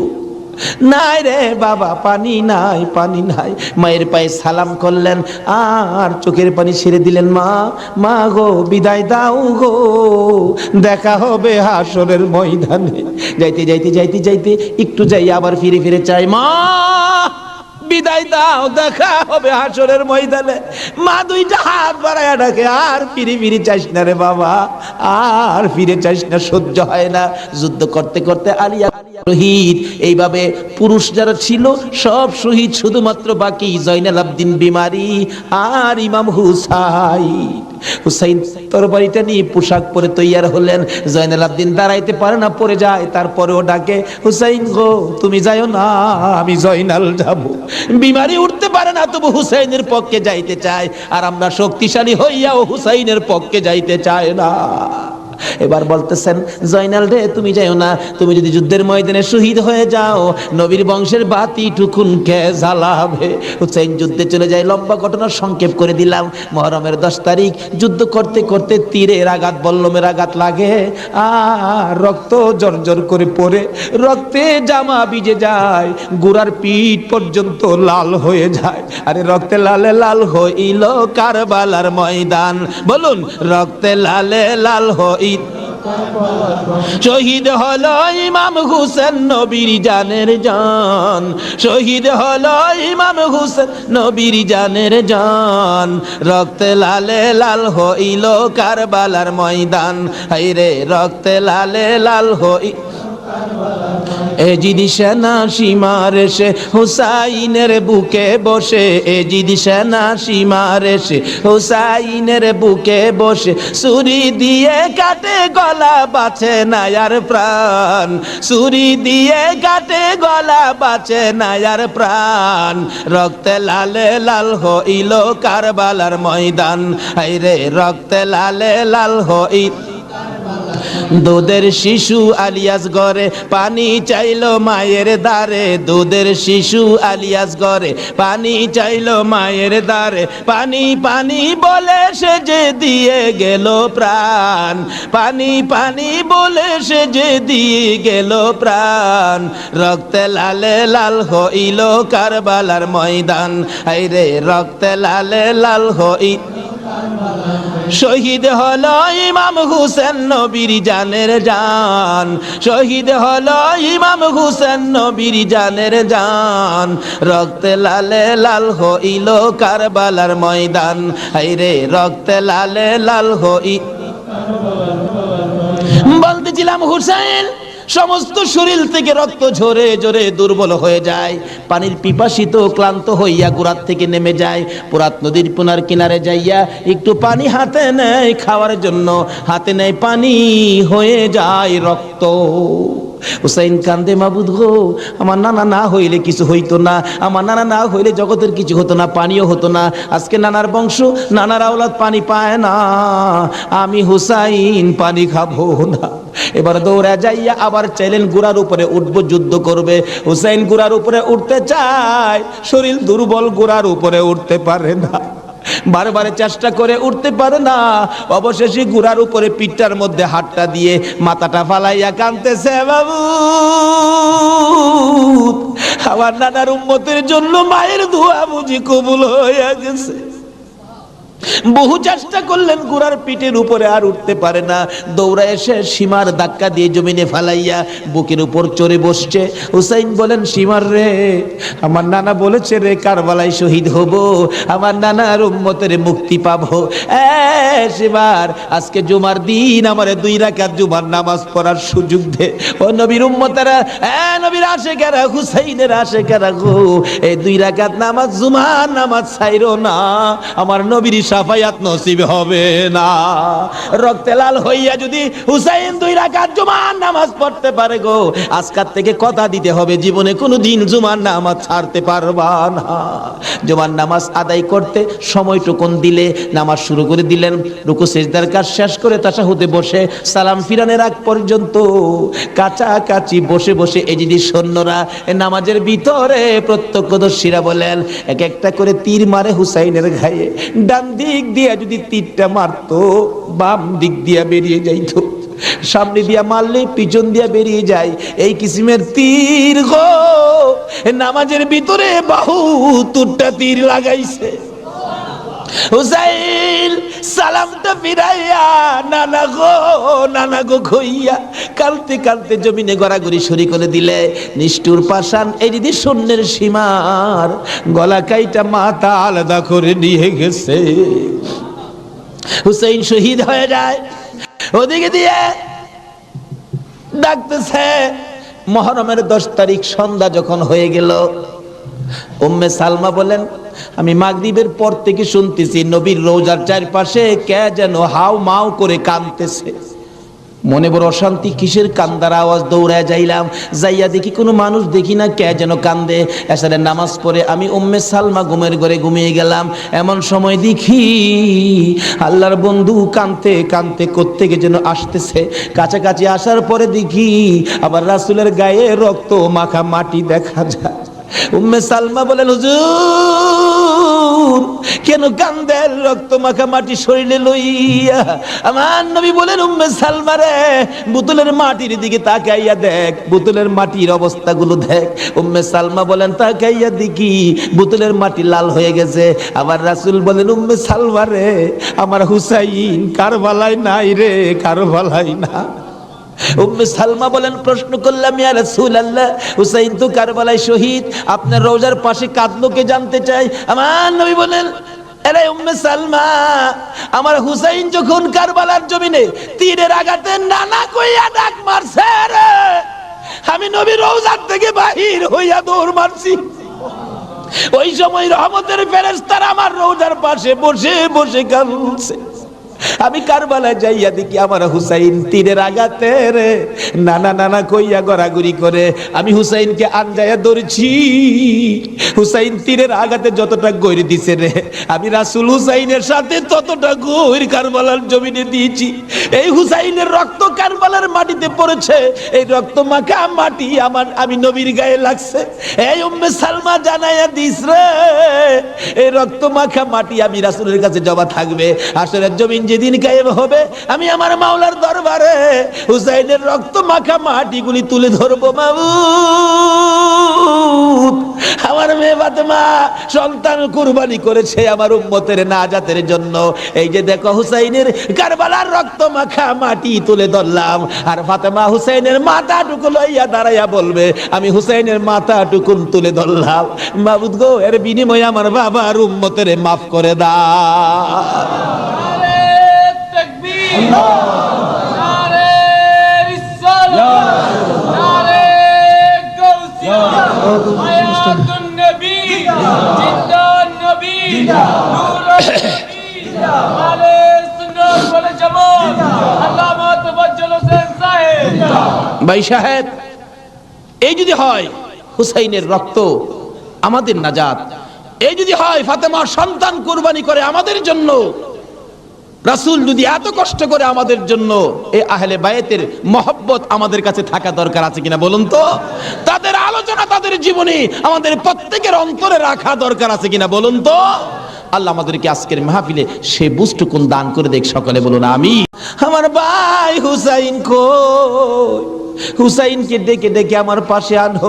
হুসাইন খবর পাইয়া দৌড়াই আইসা দেখে বড় ভাইয়ের সমস্ত চেহারা সবুজ হয়ে গেছে। একটা চিৎকার মারছে, মা মা গো, তোমার দোয়া বুঝি আজকে কবুল হয়ে যায়। দৌড়ে যাইয়া হাসাইনের গলায় ধরছে, ভাই রে ভাই, কে তোমার এই অবস্থা করেছে? আমি হুসাইন তার প্রতিশোধ নিব। হাসাইন টাইনা টাইনা গলায় ধরে দুই গালে চুমাইতেছে, ছোট ভাই তো, বাইরে প্রতিশোধ নিস না, নানার উম্মতের জন্য মায়ের দোয়া কবুল হয়ে গেছে। হাসাইন একটা কথা তোরে বলে যায়, কিছুদিন পর তোর উপরও বিপদ আসবে রে, আমার মায়ের দোয়া তোর বেলায় তো কবুল হয়েছে। হাসাইন, যেদিন বিপদে আসবে রে, কেউ তো তোর পাশে আসবে না রে হুসাইন। এদিন আমি তো ভাই কাছে থাকতাম, আমিও তো দুনিয়ায় থাকতেছি না। হুসাইন রে, বেশি বিপদে পড়ে যখন কলিজার মধ্যে অশান্তি লাগবে, দুনিয়ার কাউরে ডাকিস না, নানা নানা কইয়া ডাকিস, কলিজায় শান্তি পাবে। হাসাইন দুনিয়ার থেকে বিদায়, জি চক্রান্ত করে হুসাইনকে কিভাবে মারা যায়, হাসাইনকে মদিনায় ফালাইয়া, হুসাইনকে তো মদিনায় মারা যাবে না, চক্রান্ত করে ইবনে জিয়াদকে ডাক দিলেন। কুফা নগরীর গভর্নর, তুমি একটা কাজ করো, আমি ডাকলে তো আসবে না, কুফা নগরীর মানুষ দিয়া তুমি ডাইকা নিয়ে আসো হুসাইনকে কুফায় আনার পর হুসাইনকে আমরা শেষ করে দিব, আর আমাদের পথের কাটা থাকবে না। ইবনে জিয়াদ বলেন, কথা তো রাইট, চিঠি পাঠাও। চিঠি পাঠাইতে পাঠাইতে 40,000 চিঠি মদিনায় পাঠাইছে। হুসাইন চিঠি দেখে মুরব্বীদের কি বলতেছেন, চিঠি আসছে কুফায় যাইতে, যাবো কিনা বলেন। মুরব্বীরা চিঠি দেখে বলেন, হুসাইন রে, কুফার চিঠির রং ভালো দেখা যায়, কুফার তরবারির ব্যবহার ভালো হবে না। হুসাইন, আমরা অন্তত পক্ষে তোমাকে যেতে দিব না, হাসাইনের ব্যথাই তো আমরা বলতে পারি না, তোমাকে যেতে দিব না। 40,000 চিঠি, বলুন কয় হাজার চিঠি? মুরব্বীরা বলে এত চিঠি আছে, দাঁড়াও দেখি একটু পরামর্শ করে। একটা মিটিং করলেন, হুসাইনের পক্ষ থেকে কুফায় তোমরা কে যাইবা? আমাদের নিজেদের লোক যায়, হুসাইন পক্ষ থেকে একটা লোক কুফায় যায়, নিজেদের লোকের কোনো খবর যদি পায় তাহলে আমরা হুসাইনকে যেতে দিব, ও তাদের কথায় হুসাইনকে দেব না, আমরা নিজেরা পরিবেশ বুঝবো। কে যাইবা? একজন লোক দাঁড়াইলেন, ইতিহাস বলেন, যার নাম হলো মুসলিম বিন আকিল। মুসলিম বিন আকিল দাঁড়ায় বললেন, আমি যাব হুসাইনের পক্ষ থেকে। তার দুইটা বাচ্চা ছিল, মোহাম্মদ ইব্রাহিম, সোনার পুতুলের মতো দুইটা বাচ্চা, ছোট ছোট। বলে, আব্বা আপনি যদি চলে যান তাহলে আমরা তো মা নাই, আমরা কার কাছে থাকবো? তাদের মা মারা গেছে, কই থাকবো আমরা? তাইলে তোমরাও চলো। তিনজনের কাফেলা করে কুফা নগরীতে গিয়ে পৌঁছলেন হুসাইনের পক্ষ থেকে। হুসাইনের পক্ষের লোক পায়া কমপক্ষে 30,000 লোক হুসাইনের নামের উপর মুরিদ হইলেন, বাইয়াত গ্রহণ করলেন। ভাইসাব, বাইয়াত মুরিদ হওয়া সুন্নাত রাসূল। আবার কেউ কেউ আছে মুরিদ বাইয়াত লয়া টিটকারি মস্কারি করে।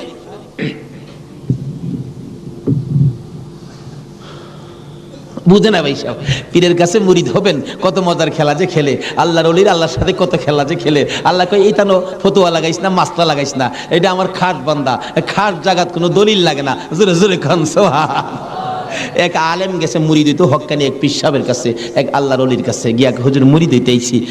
আলেম কইতেছে, বাবা মুরিদ যে হইতে আইছো, মুরিদ হইলে তো পীরের কথা মানুন লাগে। হুজুর পীরের কথা তো মানতে হবে, মানবো, তাহলে শোনো, আজকে তুমি এশারের নামাজটা পড়তে পারবা না। আচ্ছা, এই কথা কইলে কি আপনারা মানবেন? হগল পীরে কয় নামাজ পড়তে হইব, আপনি কোন নামাজ পড়তে পারবে না। আরে বাবা, সব সময় তো তুমি পড়বা, আজকের এশারের নামাজটা খালি তুমি বাদ দিবা। অন কেন কইছে এটা তো শরীয়ত আর বুঝে না, কিন্তু মারফতলা তো জানে এর মধ্যে কিছু আছে। বলবো ভাই সাহেব, কষ্ট হইতেছে আপনাদের? হুজুর কোন কি হ্যাঁ, আজকে এশারের নামাজটা পীরের কথা মানবা না? তা তো মানতে হবে। আচ্ছা ঠিক আছে, বাড়িতে যার কয় নামাজ যদি বাড়িতে পড়া লাই, আপনি কি হুজুর দেখবে? আমি তো সেই। আচ্ছা, যে বেটা পীর হয়েছে এই বেটা কি খবর রাখে না? রাখে না? এই চিটাগাঙ্গের পীর আমরা ভৈরবের খবর রাখতে পারে না? বুঝে আসে না যেমন। সহজে বুঝতে গেলে একটা ঘটনা বলতে হয়, বলবো? আপনারা কচ্ছপ চিনেন? আপনারা কি করেন? এটা আরো কোনো নাম আছে নি? কচ্ছপ কয়, কাসিম কয়, আমাদের এলাকায় কাটটাও কয়। কাটটা, কসম, কাটটিম যা আছে সব ঘুরে গেরা জিনিস একটা, ওই কি করে? এই কাটটা নাকি, কচ্ছপ নাকি বর্ষাকালে পানির সাথে গ্রামে গঞ্জে, গ্রামের বাড়ি ঘরে যায় পানির সাথে আশ্রয় নেই, আসার সময় মাটির নিচে ডিম পাইরে আসে। কথাটা কি বুঝাইতে পারতেছি? মাটির নিচে ডিম পাইরে আসে, আসার সময় ডিমেরে বইলে আসে, তোর জেডার সাথে আইপুরিস। কার সাথে আইতো? জেডা হইল জ্যৈষ্ঠ মাস। জ্যৈষ্ঠ মাসে প্রচন্ড বৃষ্টি হয়, তো বৃষ্টির পানিতে মাড়ি কাইটা যা, মাড়ি কাইটা গেলে ডিম ভাইরিব, বাচ্চা ফুটবো, এই কয়ে দেয় যে তোর যারার সাথে আইপুরিস। এই 3.5 মাইল দূরে ডিম পাইরা বইলে আইছে, যারার সাথে আইপুরিস। ডিম তো ফুটতেই তো না। 3.5 মাইল দূরেতে আপনাদের কর্ণফুলী নদীর থেকে গিয়া ওই মাঝে মাঝে 3.5 মাইল ভিতরে ডিমের দিকে শীষ ধরে। 3.5 মাইল দূরের থেকে একটা কচ্ছপ যদি ডিমের উপরে তা দিয়া ডিমের বাচ্চা ফোড়াইতে পারে, আল্লাহর বন্ধুরা 3,500 মাইল দূরে থাকলেও একটা মুরিদের দিকে এই নজর দিতে পারবে কিনা কোন? তো 3.5 মাইল দূরেতে ডিমের দিকে তা দেয় শীত ধরে, এই তাই ডিম ফুইটা জ্যৈষ্ঠ মাসও জাড়ার লগে পানির সাথে বাইসাই। এই ক্ষমতা আল্লাহর ওলিদের আছে কিনা বলুন তো? এটা কে দিছে? আর জোরে কোন? সে আল্লাহর ওলি বলছেন, বাবা আজকে এশারের নামাজটা পড়িস না, যা। যার কয় হুজুর পড়তাম না, তো কইলেন আপনার সাথে, বাড়িতে গিয়ে পয়রা নাইলে কি আর আপনি দেখবেন? আল্লাহর ওলি দেখবে কি না? বাড়িতে গিয়ে কয় হুজুর কইছে নামাজটা ছাইরা দিতাম, হুজুরের কথা তো মানতে হবে, একবারে সব না ছাইরা খালি ফরজটা পড়া লাই। একবারে কেমনে বাদ দেলাই, সারা জীবন নামাজ পড়লাম, আজকে নামাজটা কেমনে বাদ দেলাই, শুধু ফরজটা পইরা ঘুমাই রইছে। রাত্রে নবীজি আইসা ডাকতেছে, কি রে আজকে এই আমার সুন্নত ছাইরা দিলি? পীরের কথা হই না, কি করলাম, আফসোস। অথচ কোন খেলা খেলাইছে এটা গেলাম, হ্যাঁ ওহনো বুঝছে না।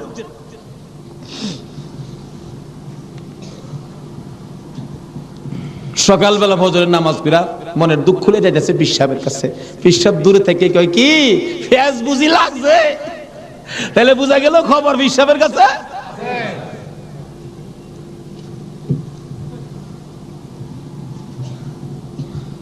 হুজুর আর কথা কইেন না, আপনি না করছেন নামাজ পড়তাম, কত তুই বেটা নামাজ পড়ছস কে? আরে কই কি আমি নামাজ পড়ছি না পড়ছি আপনি জানেন কেমনে? বেটা খালি সুন্নতটা বাদ দিছস, তোর খেয়াল নাই ফরজটা যে পড়ছস? আমি কি জানি না মনে করছস? হুজুর বাইরে লাইছে, হুজুর কি ফেস হইছে জানেন কি? আমি খালি, আপনি তো কইছেন নামাজ পড়িস না, একবারে কেমনে বাদ দেই? আমি ফরজটা পড়ে ঘুমাই রইছি, সুন্নতটা পড়ি নাই। এই জন্য রাত্রে আইসা হুজুর আমারে ডাকতেছে, নবীজি কি রে আজকে আমার সুন্নত বাদ দিলাইলি হুজুর, এই সর্বনষ্ট হইছে। নবীজি এসে ডাকতেছে, আল্লাহর ওলি কই বেটা এইটার লেগিতে কইছিলাম আজকে যদি ফরজটা সহ ছাইরা দিতে, আজকের নামাজটা খালি ছাইরা দিতে, সুন্নতটা বাদ দিও না, নবীজি আইসা তোরে ডাকতেছে। যদি ফরজটাও বাদ দিতে আমার কথায়, আমার আল্লাহ আয়া তোরে ডাকলো। ভাই সাহেব, এটা বুঝতে গেলে শরীয়তের মাদ্রাসার পরে মারেফতের মাদ্রাসায় ভর্তি হতে হবে। জানি চট্টগ্রামটা পীর মাসের দিক দিয়া বাংলাদেশের মধ্যে আপনারা উপরে আছেন, এই জন্য আমরা আপনাদেরকে শ্রদ্ধা করি। আল্লাহ হায়াত দেখ সকলকে, সকলে বলুন আমিন। যাই হোক, ওইদিকে আমার আলোচনা না, আমার আলোচনা হলো কারবালা। যাই হোক, কারবালার দিকে পৌঁছে গেছি। আধা ঘন্টা সময় দিতে রাজি আছেন না আপনারা? আসুন। হাইরে কারবালা, যাচ্ছি এবার কারবালা। এবার চিঠি পাইলেন কয় হাজার? মুসলিম বিন আকিল চলে গেলেন, 30,000 লোক মুরিদ হলেন, বাইয়াত গ্রহণ করলেন। খালি কয় মুসলিম বিন আকিল হুসাইনকে কুফায় আনেন না, আমরা হুসাইনকে দেখতাম। তো কুফা নগরী বড় মসজিদে বসে মুসলিম বিন আকিল চিঠি লিখলেন, হুসাইন আর কোনো ভয় নাই, এখানে পরিবেশ আপনার জন্য পাগল, আসলেও পাগল, কিন্তু খারাপ তো খালি এজিদের বংশ। চিঠি পাওয়া মাত্র আপনি চলে আসেন। চিঠি গিয়ে পৌঁছে মুহররমের 1 তারিখ। হুসাইন 6 মাসের শিশু আলী আসগর সহ মেয়ে পুরুষ মিলে 72 জনের কাফেলা নিয়ে রওনা হলেন কুফার দিকে, যেহেতু চিঠি পাইছে মুসলিম বিন আকিলের হাতে। ওদিক দিয়ে যেই চিঠি পাঠাইছে শুনছে, ইবনে জিয়াদ এজিদের পক্ষের লোক আইসা সবাইকে সরিয়ে দিয়ে, লম্বা ঘটনা, মুসলিম বিন আকিলকে মসজিদের বারিন্দার মধ্যে ফালাইয়া গলায় ছুরি চালাইয়া জব করে দিলেন। মুসলিম বিন আকিলের 2টা ছোট্ট ছোট্ট বাচ্চা ছিলেন, মোহাম্মদ ও ইব্রাহিম। 2টা বাচ্চা 12 বছর 13 বছর, সোনার পুতুল। খবর পাইলেন বাবাকে জব করে দিয়েছে, দৌড়াইয়া পালাই রে জঙ্গলায় যায় লুকায়। 2 ভাই পরামর্শ করে, আমরা 2 ভাইকে যদি ধরতে পারে রে আমাদেরকেও জব করে ফেলবে, বাচ্চা মানুষ। এদিক দিয়ে ঘোষণা হলো, মোহাম্মদ ইব্রাহিম মুসলিম বিন আকিলের 2টা সন্তান যদি মদিনায় চলে যায়, খবর দিবে হুসাইন তো আসবে না, 2টা ছেলেকে যে ধরে দিতে পারো 10,000 টাকা পুরস্কার। আমাদের হিসাব বললাম, লোকেরা তরবারি লইয়া ঘুরতেছে মোহাম্মদ ইব্রাহিমের তালাশে। ওই 2টা বাচ্চা পূর্ণিমার চাঁদের মতো চেহারা, সারাদিন লুকাইয়া থাকে, রাত্র হলে মরুভূমির পথ দিয়ে দৌড়ে আর কান্দে আর ডাকে, মদিনার পাখিরা রে আয়, মদিনার খবর, একটা খবর নিয়ে যা, কুফা নগরীর অবস্থা ভালো না, আমাদের বাবা মুসলিম বিন আকিলকে কুরবানি করে দিয়েছে, আমরা 2 ভাইকে খুঁজতেছে, রাস্তা পাই না, কোথায় যাব, হুসাইন যেন কুফায় না আসে, খবর নিয়ে যা। এভাবে 1 দিন 1 রাত, 2 দিন 2 রাত, 3 দিন পার হইয়া 3 রাত্রের বেলা 2টা ভাই একটা খেজুরের বাগানের মধ্যে বসেছিল, রাত্রে দৌড়াবে মদিনায় যাবে, কিন্তু পেটের খিদা, পানির পিপাসা, আর হাঁটতে পারে না। ছোট ভাইটা বড় ভাইয়ের গলায় ধরে কাঁদতেছে, ভাই কলিজা শুকাইয়া গেছে রে, একটা কাজ সামনে যাইতে পারবো না। 2 জন গলাগুলি করে খেজুরের বাগানের মাঝখানে ঘুমিয়ে গেছে। এই খেজুরের বাগানের মালিকের নাম ছিল হারেস। হারেস নিজে ও তরবারি লইয়া ঘুরতেছে। সকালবেলা হারেসের বিবি যাই বাগান দেখবে, যাইয়া দেখে বাগানের মাঝখানে সাপ বিচ্ছুর ভয় থাকে, কিন্তু এই ভয়ের মাঝখানে 2টা পূর্ণিমার চাঁদের মতো সন্তান ঘুমাইয়া রইছে। আস্তে আস্তে কাছে যাইয়া ছোট্ট ভাইটার মাথায় হাত দিলে, চোখ খুলে দেখি কুফার মহিলা, চিৎকার মারছে, ভাই গো আর ঘুমাইস না, কুফাবাসী আমরার খবর পেয়ে ফেলছে, মদিনায় বুঝি আর যাওয়া হবে না। তুমি আমার মা লাগো, আমার মা নাই, বাবা নাই, আমরা মদিনার সন্তান, আমরা মদিনার আওলাদ, কুফাবাসীর কাছে আমাদের খবর দিও না। মহিলাটা বলতেছেন, মহিলাদের মায়া বেশি, আয় বাবা তোমাদের তালাশে, আমার স্বামীও ঘুরতেছে, এখানে থাকলে কেউ না কেউ তোমাদেরকে দেখে ফেলবে, আসো আমার বাড়িতে নিয়ে লুকাইয়া রাখি, সন্ধ্যা হলে আমি নিজে মদিনায় লইয়া যাইব। মা বোনেরা, এমন একটা ভালোবাসা দাও না গো এই মুহররমের চাঁদে। সন্ধ্যা হইবার আগে বাচ্চা দুইটা রান্না করে রাখছিল। ছোট্ট ভাইটা ঘুম থেকে উঠে বসে বসে কান্দে, মা মা কইয়া। বড় ভাইটা ঘুম থেকে উঠে ডাকে, কান্দিস না রে, কান্দার আওয়াজ শুনলে আমাদের জীবন থাকবে না। এমন সময় হারেস দৌড়ে আসছে ঘরের মধ্যে খানা খাওয়ার জন্য। খানা খাইতে বসে ডাকতেছে, বিবি গো জলদি করে খানা দে, কে জানি পুরস্কারের বাগি হইয়া যায়। এমন সময় রান্না করে কান্দার আওয়াজ শুনলে ডাকতেছে, বিবি রান্না করে কে কান্দে? বিবি বলেন, তোমার ঘরে নয়, অন্য ঘরে কান্দে। বিবি রে, আমার ঘরে কান্দার আওয়াজ শোনা যায়। বিবি মিথ্যা কথা কোস, আমার ঘরে কান্দা। বিবি বলেন, তোমার ঘরে নয়, কুফাবাসীর সন্তানেরা কান্দে। হারেস বলেন, বিবি রে, কুফাবাসীর কান্দা এত সুন্দর না। বাসন ধাক্কা দিয়ে সরাইয়া তরবারিটা লইয়া ওইটা দাঁড়াইলে বিবি পিছন দিয়ে আঞ্জায় ধরেছে, স্বামী আর সামনে যাও না, হে মদিনার ময়নাদের গলায় চুরি দিও না। তোমার যদি মারতে চাই গো স্বামী, আমার গলাটা পেতে দিলাম, আমার গলাটা কাইটা দাও। না না, মানবো না। দৌড়ে যাইয়া রান্নাঘরের দরজায় দাঁড়াইয়া দেখে দুইটা পূর্ণিমার চাঁদ উদয় হইয়া রইছে। তরবারিটা দেখে ছোট্ট ভাইটা চিৎকার মারছে, বাবা গো খইয়া। বড় ভাইটা কান্দে, কান্দিস না, আমার বাবা গেল যেইভাবে রে, আমরাও যাইব সেইভাবে। এইভাবে যারা জীবন দিয়েছে সেটাই হলো আমার আল্লাহর রাস্তা। দুই ভাইকে ধরে মুরগির বাচ্চার মতো শেষরাইয়া বাহির করে যাইতে যাইতে যাইতে যাইতে একটু পরে পরে ছোট্ট ভাইটা জিগায়, হারেস রে, আমরা মেরে ফেলবে রে, মারিস নাই, আমরার মা নাই, আমরার বাবা নাই। আকাশের দিকে তাকাইয়া ডাকে, আরে আকাশের পাখিরা রে, আয় একটা খবর নিয়া হুসাইনের কাছে পৌঁছে দে, হুসাইন যেন কুফায় না আসে। রওনা হলেন। যাইতে যাইতে সন্ধ্যা হয়ে যায়, পুরাত নদীর কিনার দিয়ে যাচ্ছে। হারেস ভাবতেছে, দুইটা সন্তান, দুইটা ছেলে জীবিত যদি নিয়ে যায়, আমার চেয়ে শক্তিশালী কেউ আয়েশা যদি আমার কাছ থেকে নিয়ে যায়, পুরস্কার আমি পাবো না, বরঞ্চ জব করে দুইটা মাথা খালি নিলেই তো হয়। দুইটা ভাইকে জব করার জন্য প্রস্তুতি নিলে ছুরির দিকে তাকাইয়া তাকাইয়া বাচ্চারা কান্দে। ছোট্ট ভাইটাকে জমিনে শোয়াইছে, গলাটা কাটবে, লাফ মেরে উইটা গেছে। বড় ভাইটাকে শোয়াইছে, উইটা গেছে। আবার জোর করে জমিনে শোয়াইয়া ছোট্ট ভাইটাকে বুকের উপর পাড়া দিয়া ধরছে, মাথার মধ্যে চাপা দিয়ে ধরে গলাটাই ছুরি চালাবে, ছুরির নিচে তাইকা কাঁদতেছে, হুসাইন আইসো না গো, কারবালায় আইসো না, এই কুফা নগরীতে আইসো না, কুফার মানুষের তরবারির ব্যবস্থা ভালো না। গলা কেটে দিলেন বড় ভাইটারে, গলা কেটে দুইটা ভাইকে দুই দিকে ধাক্কাইয়া পুরাত নদীতে ফেলে দিলেন, মাথা ছাড়া বডিখানি ফেলে দিয়ে মাথা রুমালের প্যাকেট করে রওনা হলে শুনে পিছন দিয়ে আবার ডাকতেছে, হারেস রে, আমরা দুই ভাইয়ের মারিস না। হারেস বলেন, মাথা কেটে নিয়ে আসলাম। আবার ডাকে কে? পিছনে যাইয়া দেখে দুই দিকে দুইটা বডি লাশ ছিল। দুইটা ভাই আবার একসাথে হইয়া এক ভাই আর এক ভাইয়ের আনজাইয়া ধরে রাখছে। আমার আল্লাহ বলেছে, আমার রাস্তায় যারা জীবন দেয় রে, তারা মরে না, তারা মরে না রে, তারা জীবিত। এই দুই ভাই প্রমাণ করে দিলেন তারা জীবিত। ওদিকে যায় না, ওদিক দিয়ে যাইতেছে এজিদের দরবারে পুরস্কার আনবে। এদিক দিয়া ইমাম হুসাইন 72 জনের কাফেলা লইয়া গো আস্তে আস্তে কারবালার জমিনে এসে পৌঁছে সন্ধ্যা হয়ে যায়। রাস্তা চিনে না। হুসাইন বলেন, তাবু গাড়ো, সকালবেলা কুফার দিকে রওনা হব। তাবু গাড়তে গেলে জমিনে কূপ দেয়, মাটির থেকে রক্ত বাহির হয়। গাছের ডালে আঘাত করে, গাছের ডাল থেকে রক্ত বাহির হয়। সঙ্গীরা বলেন, হুসাইন ব্যাপারটা বুঝতে পারতেছি না। হুসাইন বলেন, রাখো রাখো, এখানে কি কাউরে পাই কিনা জিজ্ঞেস করলেন, এই জায়গাটার নাম কি? একজন লোক বলেন, আপনারা কোত্থেকে আসছেন? আমরা মদিনার থেকে আসছি। এই জায়গাটার নাম কি? জায়গাটার নাম কারবুলা। হুসাইন একটা চিৎকার মারছে, সঙ্গীরা রে, তাবু গাড়ো। আমার নানা বলেছে রে, নানার উম্মতের জন্য আমি হুসাইন কারবালাই নাকি শহীদ হব। মুহররমের 7 তারিখ তাবু গাড়লেন।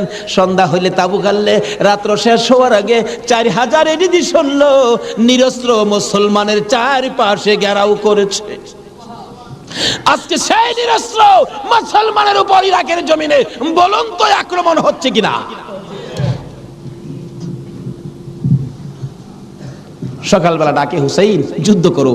হুসাইন বলেন, আমি তো যুদ্ধ করতে আসি নাই, বেড়াইতে আসছি। যেতে দেখো চিঠি পাই আসছি বেড়াইতে, কোনো কথা মানবো না, যুদ্ধ করো। একদিন, 2 দিন, 3 দিন পার হইয়া মুহররমের 9 তারিখ দিবাগত 10 তারিখের রাত্রে শেষ চিন্তাধারা। হুসাইন তাবুর বাতিরা জ্বালায় বলতেছেন, তোমরা কথা শোনো। কি এখানে অবস্থা ভালো দেখা যায় না, যুদ্ধ করার তো কিছু নাই, তোমরা আমার একটা কথা শোনো। কি? বাতিটা নিবাই দিলেন। নিবাই দিয়া বলতেছেন, যে যেদিক দিয়া পারো কারবালা ছাইরা তোমার নিজেদের জান বাঁচাও, কিন্তু হুসাইন কারবালায় শহীদ নানার উম্মতের নাজাতের জন্য। সারা রাত কান্নাকাটি। পারবা 9 তারিখ দিবাগত রাত্রে টিভির বর্তাটা বন্ধ রাখতে, রেডিওর চাবিটা বন্ধ রাখতে? হুসাইন কারবালায় সমস্ত লোকদেরকে 72 জনের কাফেলা নিয়ে কান্দে, আর আমরা সেই তারিখে টিভি চালাই। কিসের মহব্বত আর কিসের মায়া আর কিসের নামাজ তুমি পড়েছো?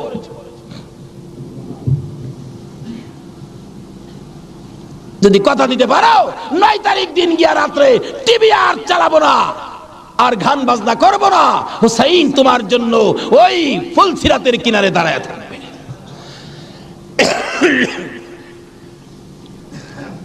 সকাল হয়ে যায়, ফজরের আজান দিলে নামাজ পড়ে। নামাজ পড়লেন, এত বিপদ তারপরও হুসাইন নামাজ ছাড়ে না পড়ে। তাহলে বোঝা গেল এই নামাজ ছাড়া গেলে হুসাইনকে পাবো না। নামাজ পড়ে কোরআন শরীফ পড়তে বসছেন, এমন সময় শাহার বানু এই 6 মাসের বাচ্চাটা নিয়ে ডাকতেছেন, স্বামী, স্বামী গো, 3 দিন পর্যন্ত খানা পিনা কিচ্ছু নাই তাবুতে, এই মরুভূমির গরমের তাপে বাচ্চাটার কলিজা পর্যন্ত শুকায় গেছে, দেখো জিহ্বাটা নাড়াইতে পারতেছে না, 6 মাস কথা বলতে পারে না, তো একটু পানি যদি খাওয়াইতে পারো মনে হয় বাচ্চাটা বেঁচে যাবে, না হয়তো বাচ্চাটা মরে যাবে। হুসাইন কয়, দাও দাও দাও, কোলে নিয়ে কাঁদতেছে আর ডাকতেছে, এই দিদি সৈন্যরা রে, এরকম বাচ্চা তো তোদেরও আছে, দুষ করলে আমরা করছি, এই তো কোনো দুষ করে নাই, একটু পানি বাচ্চাটারে দে, আমার নানা না হইলে কিচ্ছুই হইতো না, এই পানি হইতো না, আজকে আমার নানার আওলাদ মারা যাবে পানির জন্য, একটু পানি দে, অনুরোধ তোদের কাছে, একটু পানি বাচ্চাটারে দে, আমাদেরকে দরকার নাই, বাচ্চাটারে দে। এভাবে ডাকতেছে আর যাইতেছে। দূর থেকে একটা এরিদি সৈন্য হুসাইনের দিকে লক্ষ্য করে তীর মারলেন। তীর আইসা হুসাইনের গায়ে তো লাগলো না, হুসাইনের কোলে 6 মাসের শিশুর কলিজাটার মাঝখান দিয়ে তীর ঢুকে গেছে। আলী আসগর বাবার মুখের দিকে তাকাইয়া জিহ্বাটা বাহির করে দিছে, 2টা চোখ উল্টাইয়া চোখের পানি ছেড়ে ছেড়ে বুঝাইতেছে, বাবা গো, মায়ের কাছে বলে দিও আর জীবনে পানি চাইতাম না। হুসাইন বলেন, টান দিয়ে তীরটা যখন খুলে ফেললাম, তীরের আগার মধ্যে আমার বাবার কলিজা সিরা আইসা বসে। মৃত শিশু খুলে লইয়া তাবুর পাশে যাইয়া লম্বা ঘটনা ডাকতেছে, ও শাহার বানু কোথায়? কেন?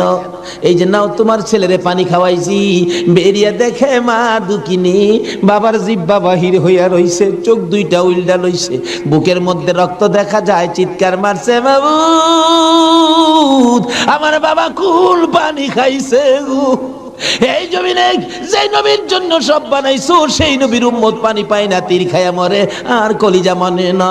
এইভাবে কাঁদতেছিলেন। মুহররমের 10 তারিখ সকালবেলা আলী আকবর 18 বছরের পালোয়ান দৌড়াই আসছেন। মা কেন কান্দো? দেখাইলেন, দেখো তোমার 6 মাসের ছোট্ট ভাইয়ের অবস্থা। আলী আকবর দেখে আর সহ্য করতে পারে না, রক্ত হাতে নিয়ে বলতেছেন, মাবুদ গো, এ রক্ত ছুঁয়ে কসম খাইলাম এর দি সৈন্যরে ছাড়বো না। যুদ্ধ শুরু হয়ে যায় মুহররমের 10 তারিখ। আলী আকবর যুদ্ধ করতে করতে পিপাসিত ক্লান্ত হইয়া তাবুতে ফিরে এসে ডাকতেছেন, মা, মা, 1 গ্লাস পানি যদি খাওয়াইতে পারো, কথা দিলাম সমস্ত কারবালার সৈন্য, এই দিদি সৈন্য ওদেরকে আমি খতম করে ফেলবো। মা চোখের পানি ছেড়ে ছেড়ে বলেন, আলী আকবর রে, পানি যদি থাকতো তোর ভাই কি তীর খায়া মরতো? নাই রে বাবা, পানি নাই, পানি নাই। মায়ের পায়ে সালাম করলেন আর চোখের পানি ছেড়ে দিলেন। মা, মা গো, বিদায় দাও গো, দেখা হবে হাসরের ময়দানে। যাইতে যাইতে যাইতে যাইতে একটু যাই আবার ফিরে ফিরে চাই, মা বিদায় দাও, দেখা হবে হাসরের ময়দানে। মা 2টা হাত বাড়ায়া ডাকে, আর ফিরে ফিরে চাইস না রে বাবা, আর ফিরে চাইস না, সহ্য হয় না। যুদ্ধ করতে করতে আলী শহীদ। এইভাবে পুরুষ যারা ছিল সব শহীদ, শুধুমাত্র বাকি জয়নাল আবদিন বিমারি আর ইমাম হুসাইন। হুসাইন তরবারিটা নিয়ে পোশাক পরে তৈয়ার হলেন। জয়নাল আবদিন দাঁড়াইতে পারে না, পড়ে যায়। তারপরেও ডাকে, হুসাইন গো তুমি যাইও না, আমি জয়নাল যাব। বিমারি উঠতে পারে না, তবু হুসাইনের পক্ষে যাইতে চায়। আর আমরা শক্তিশালী হইয়াও হুসাইনের পক্ষে যাইতে চায় না। এবার বলতেছেন, জয়নাল রে তুমি যাইও না, তুমি যদি যুদ্ধের ময়দানে শহীদ হয়ে যাও, নবীর বংশের বাতি টুকুন কে জ্বালাবে। হুসাইন যুদ্ধে চলে যায়। লম্বা ঘটনা সংক্ষেপ করে দিলাম। মুহররমের 10 তারিখ যুদ্ধ করতে করতে তীরের আঘাত, বল্লমের আঘাত লাগে, আর রক্ত জর্জর করে পড়ে, রক্তে জামা ভিজে যায়, গোড়ার পিঠ পর্যন্ত লাল হয়ে যায়। আরে রক্তে লালে লাল হইল কারবালার ময়দান। বলুন, রক্তে লালে লাল হই শহীদ হলো ইমাম হুসেন নবীর জানের জান। শহীদ হলো ইমাম হুসেন নবীর জানের জান। রক্তে লালে লাল হইল কারবালার ময়দান। হায়রে রক্তে লালে লাল হই এজিদ সেনা সীমার এসে হুসাইনের বুকে বসে। এজিদ সেনা সীমার এসে হুসাইনের বুকে বসে। ছুরি দিয়ে কাটে গলা, বাঁচে না আর প্রাণ। ছুরি দিয়ে কাটে গলা, বাঁচে না আর প্রাণ। রক্তে লালে লাল হইল কারবালার ময়দান। হায়রে রক্তে লালে লাল হই দুধের শিশু আলিয়াস গরে পানি চাইলো মায়ের দ্বারে। দুধের শিশু আলিয়াস গরে পানি চাইলো মায়ের দ্বারে। পানি পানি বলে সে যে দিয়ে গেল প্রাণ। পানি পানি বলে সে যে দিয়ে গেল প্রাণ। রক্তে লালে লাল হইল কারবালার ময়দান। হায়রে রক্তে লালে লাল হই শহীদ হলো ইমাম হুসেন নবীর জানের জান। শহীদ হলো ইমাম হুসেন নবীর জানের জান। রক্তে লালে লাল হইল কারবালার ময়দান। হায়রে রক্তে লালে লাল হই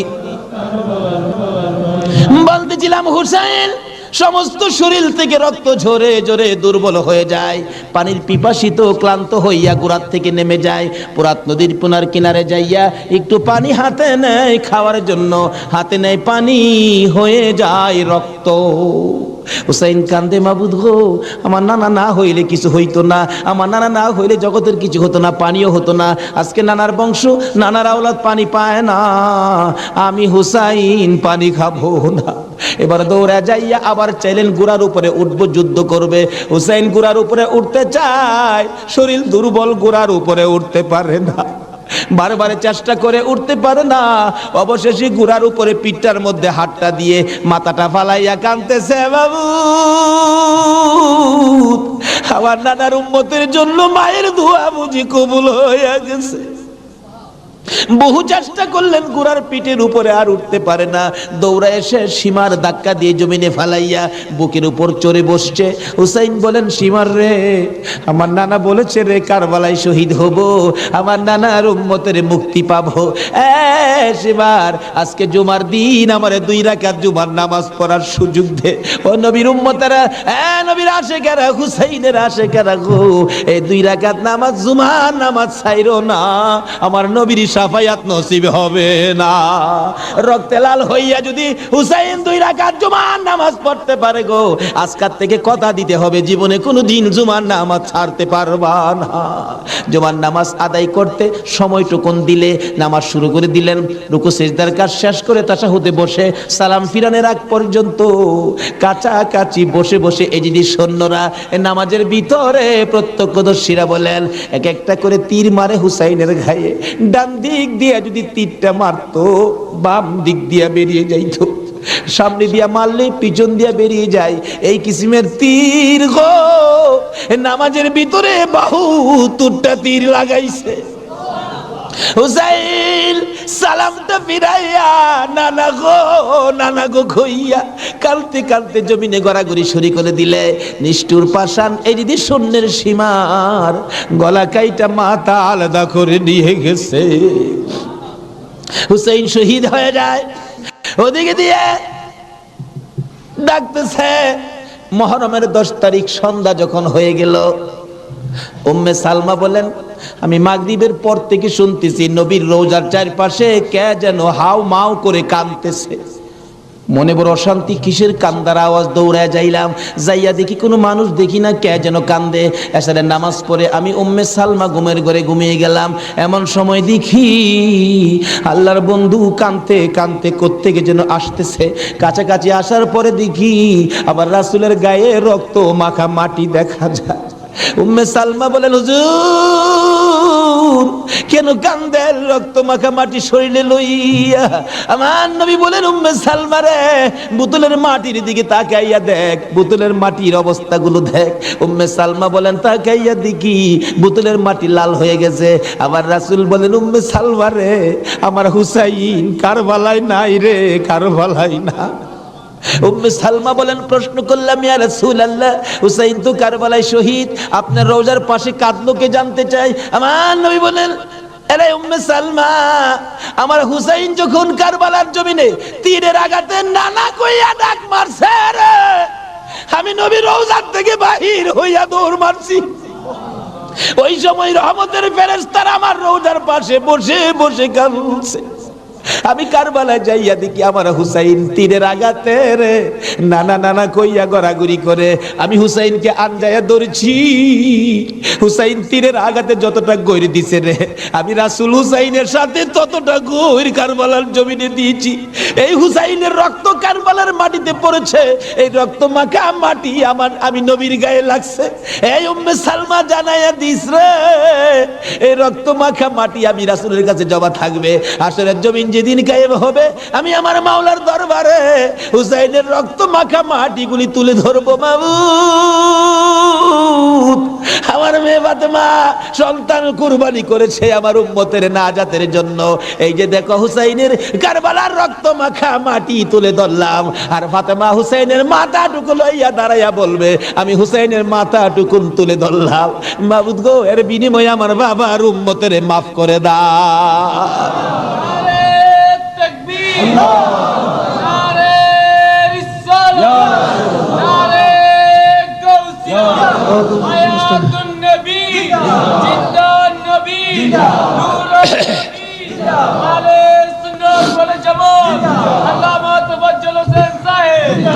ভাই সাহেব, এই যদি হয় হুসাইনের রক্ত আমাদের নাজাত। তাই খেতাই দিয়ে খেতার মতো পাগড়ি একটা বান্ধি বেলাইছেন কায়দা মতো। এরপরে নামাজে দাঁড়াইছেন, 1.5 ইঞ্চি মোটা যায় নামাজ মকমলের একেবারে মক্কাতে কিনে নিয়ে আইছেন। যায় নামাজে দাঁড়াইছেন খুব সুন্দর করে একাগ্রতার সাথে। সামনে আমার আল্লাহ, সামনে আমার আল্লাহ, ডাইনে আমার বেহেশতে, বামে আমার দোজক। ফুলসিরাতের পর দাঁড়ায় আছি, পিছনে আমার আজরাইল দাঁড়ায় আছে, যে কোনো সময় আমার জান নিয়ে যেতে পারে। সব কিছু ওকে করিয়ে আতর টাতর মাখাইয়ে সূরা প্রথম রেখাতে সূরা বাকারা, দ্বিতীয় রেখাতে সূরা আল ইমরান, রুকুর মধ্যে 39 বার আজিম, সিজদার মধ্যে 41 বার আলা মারিয়ে দিয়েছেন। একেবারে ধ্যান খেয়ালের সাথে পড়ছেন, কিন্তু ভিতরেতে ছোট্ট একটা বাল্ব টিউবের মতো একটা মাসালা আছে, ওইটা পড়ে গেছে। সেইটা কি? অজু বানাতে যাইয়া টেপের নিচে পাউ দিয়ে টেপ চালাই দিয়ে পা দিয়ে পাড়ে ডলা দিয়েছেন। শীতকালে চামড়া, বুড়ো মানুষের বেশিরভাগ চামড়ায় ভাঁজ পড়ে গেছে, ওই ভাঁজের মধ্যে একটু শূন্য রয়েছে, পানি ঢোকে নাই, আপনার নামাজ বাতিল, ওই বাল্বটি পড়ে গেছে।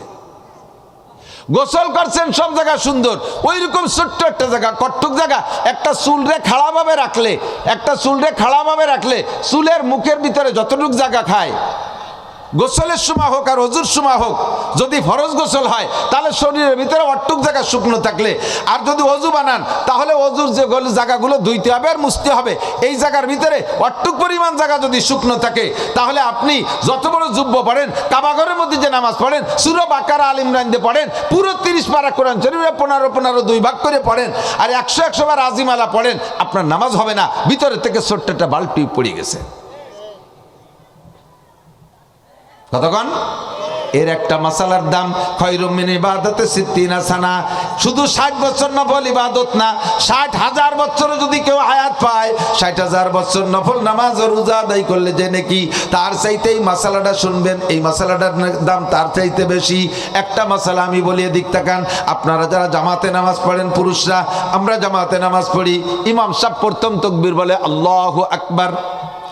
আমি দেখছি বহুত মুসল্লি ইমামতি করছি বহুকাল, এরপরে জিজ্ঞাসার মাধ্যমেও জানতে পারলাম যে এই অ্যাক্সিডেন্ট মানুষে করে।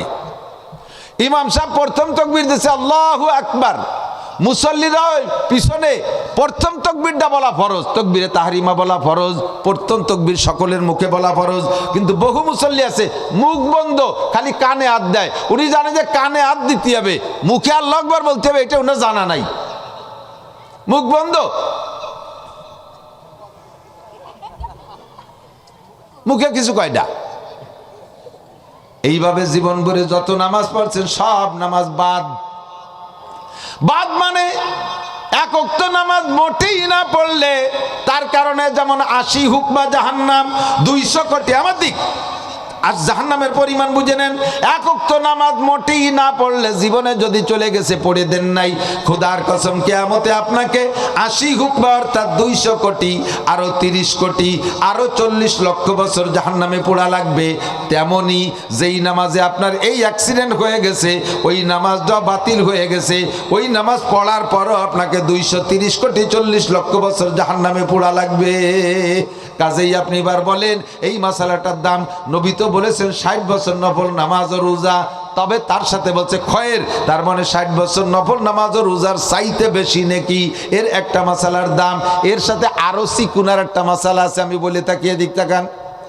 ইমাম সাহেব তাকবীর দিচ্ছে আল্লাহু আকবার, প্রথম তাকবীর, তো ইমাম আল্লাহ করে একটু টাইনি বেশি কইছে, তো ইমাম সাহেব আল্লাহ করে টানতিছে আর আপনি শটে মারি দিয়েছেন আল্লাহু আকবার। ইমামের আল্লাহু আকবারের র, ইমাম আল্লাহু আকবার কই র কইছে না, এই র শেষ আর আগে যদি আপনি শটে মারি দিয়ে করেন আল্লাহু আকবার, শটে আপনি সংক্ষেপে করেন, ইমামের চাইতে যদি আপনার বলা আগে হয়ে যায়, আপনার ওই নামাজের সাথে জয়েন্ট হয় নেই, আপনি ইমামের আগে চলে গেছেন, আপনি ওই পড়া হয়ে গেছে নামাজ, আপনি তো মনে করছেন নামাজ হয়েছে, ওই নামাজ আপনার হয়নি, বাতিল। অ্যাক্সিডেন্ট হয় কি হয় না? কথা বলেন হয়। এর একটা মাসালার দাম 60 বছর নফল নামাজ ও রোজার চাইতে বেশি। ওয়াজকর্ম মজলিসে ভাইরাল হওয়ার জন্য, মানুষের কাছে গ্রহণযোগ্যতা পাওয়ার জন্য জরুরি কথাগুলো উলামায়ে কেরাম মাঠে ময়দানে কয় না, পাবলিকে লজ্জাতে অনেকে জিজ্ঞাসা করে মাসালাগুলো শেখেও না। এই বয়সে জিজ্ঞেস করলে কি কইনে হুজুর কবেন যে বুড়ো হয়ে গেলে আজও জানো না, এই লজ্জাতে জিজ্ঞাসা করে না। চরম ক্ষতি। আর একটা মশালা শুনে নেন, দিক তাকান। 4 রিকাত বা 3 রিকাতওয়ালা নামাজে 2 বার বৈঠক, এ জায়গায় অ্যাক্সিডেন্ট হয় অনেকেরই। 4 রিকাত 3 রিকাতওয়ালা নামাজে 2 বৈঠক। প্রথম বৈঠকে আব্দু রসুল পর্যন্ত পড়ে উলামায়ে কিরামের কাছে একটু চর্বিত চর্বণ মনে হচ্ছে, আপনাদের মাসালাও আছে একটু কয়ে দেবো, এদিক তাকান। 4 রিকাত বা 3 রিকাতওয়ালা নামাজের প্রথম বৈঠকে আব্দু রসুল পর্যন্ত আত্মায়াতু পড়ে দাঁড়ায় যেতে হবে। ভুল ক্রমে যদি মনের অজান্তে আব্দু রসুল পড়ে দুরূদ শরীফের মধ্যে ঢুকে পড়েন, যদি কমপক্ষে এতটুকু পড়েন আল্লাহুম্মা সাল্লি আলা মুহাম্মাদ, দুরূদ শরীফে একটু পড়ে ফেলেছেন, ওয়াজিব তরক হয়ে গেছে, সৌসিদা ওয়াজিব হয়ে গেছে। এবার উঠে দাঁড়াইয়া বাকি 1-2 রিকাত যা আছে পড়িয়া শেষ বইটাকে যাইয়া আপনি ডান দিকে আত্মায়াতু পড়িয়া ডান দিকে একটা সালাম ফিরাইয়া এরপরে 2টা সিজদা দিয়ে উঠে বসে আবার আত্মায়াতু শুরু থেকে শেষ পর্যন্ত পড়বেন। একে বলা হয় সৌসিজদা। ওই যে ভুলটুক করে ফেলাইছেন ওর সমাধান হবে সৌসিজদার মাধ্যমে। কমপক্ষে আল্লাহুম্মা সাল্লি আলা মুহাম্মাদ এতটুকু যদি পড়েন, আর যদি শেষ পর্যন্ত পড়ে ফেলেন তাও একই অপরাধ। একে বলা হয় ওয়াজিব তরক। নামাজে 14টা ওয়াজিব আছে, 1টা 2টা 3টে 5টা ওয়াজিব যদি ভুল করবে ছুটে যায় তাহলে সৌসিজদা দিলি তার সমাধান হয়। এই মাসালা জীবনে আপনার জানা নাই। আল্লাহু আকবার। মসজিদের ইমাম সাহেব, আপনাদের মসজিদের ইমাম সাহেব মাঝে মাঝে নামাজে সৌসিজদা দেয়, দেয় না? দেয় না? দেয়, মাঝে মাঝে দেয়। হুজুর নামাজে দাঁড়ায় কত সতর্কতার সাথে, একটু শোনেন।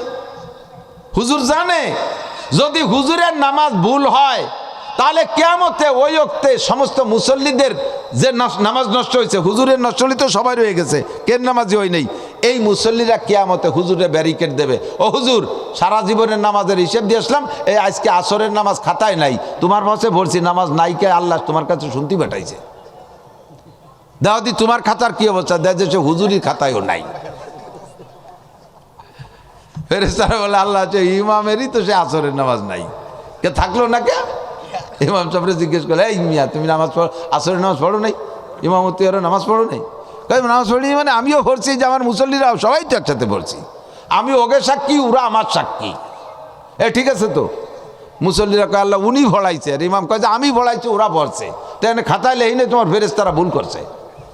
ফেরেশতারা কয় শাট আপ, আমরা ভুল করি না, আমাদের নাম কিরামান কাতিবিন, সম্মানিত সহি লেখক। ভুল করলে পার আল্লাহ এই উপাধি আমাদের দিত না।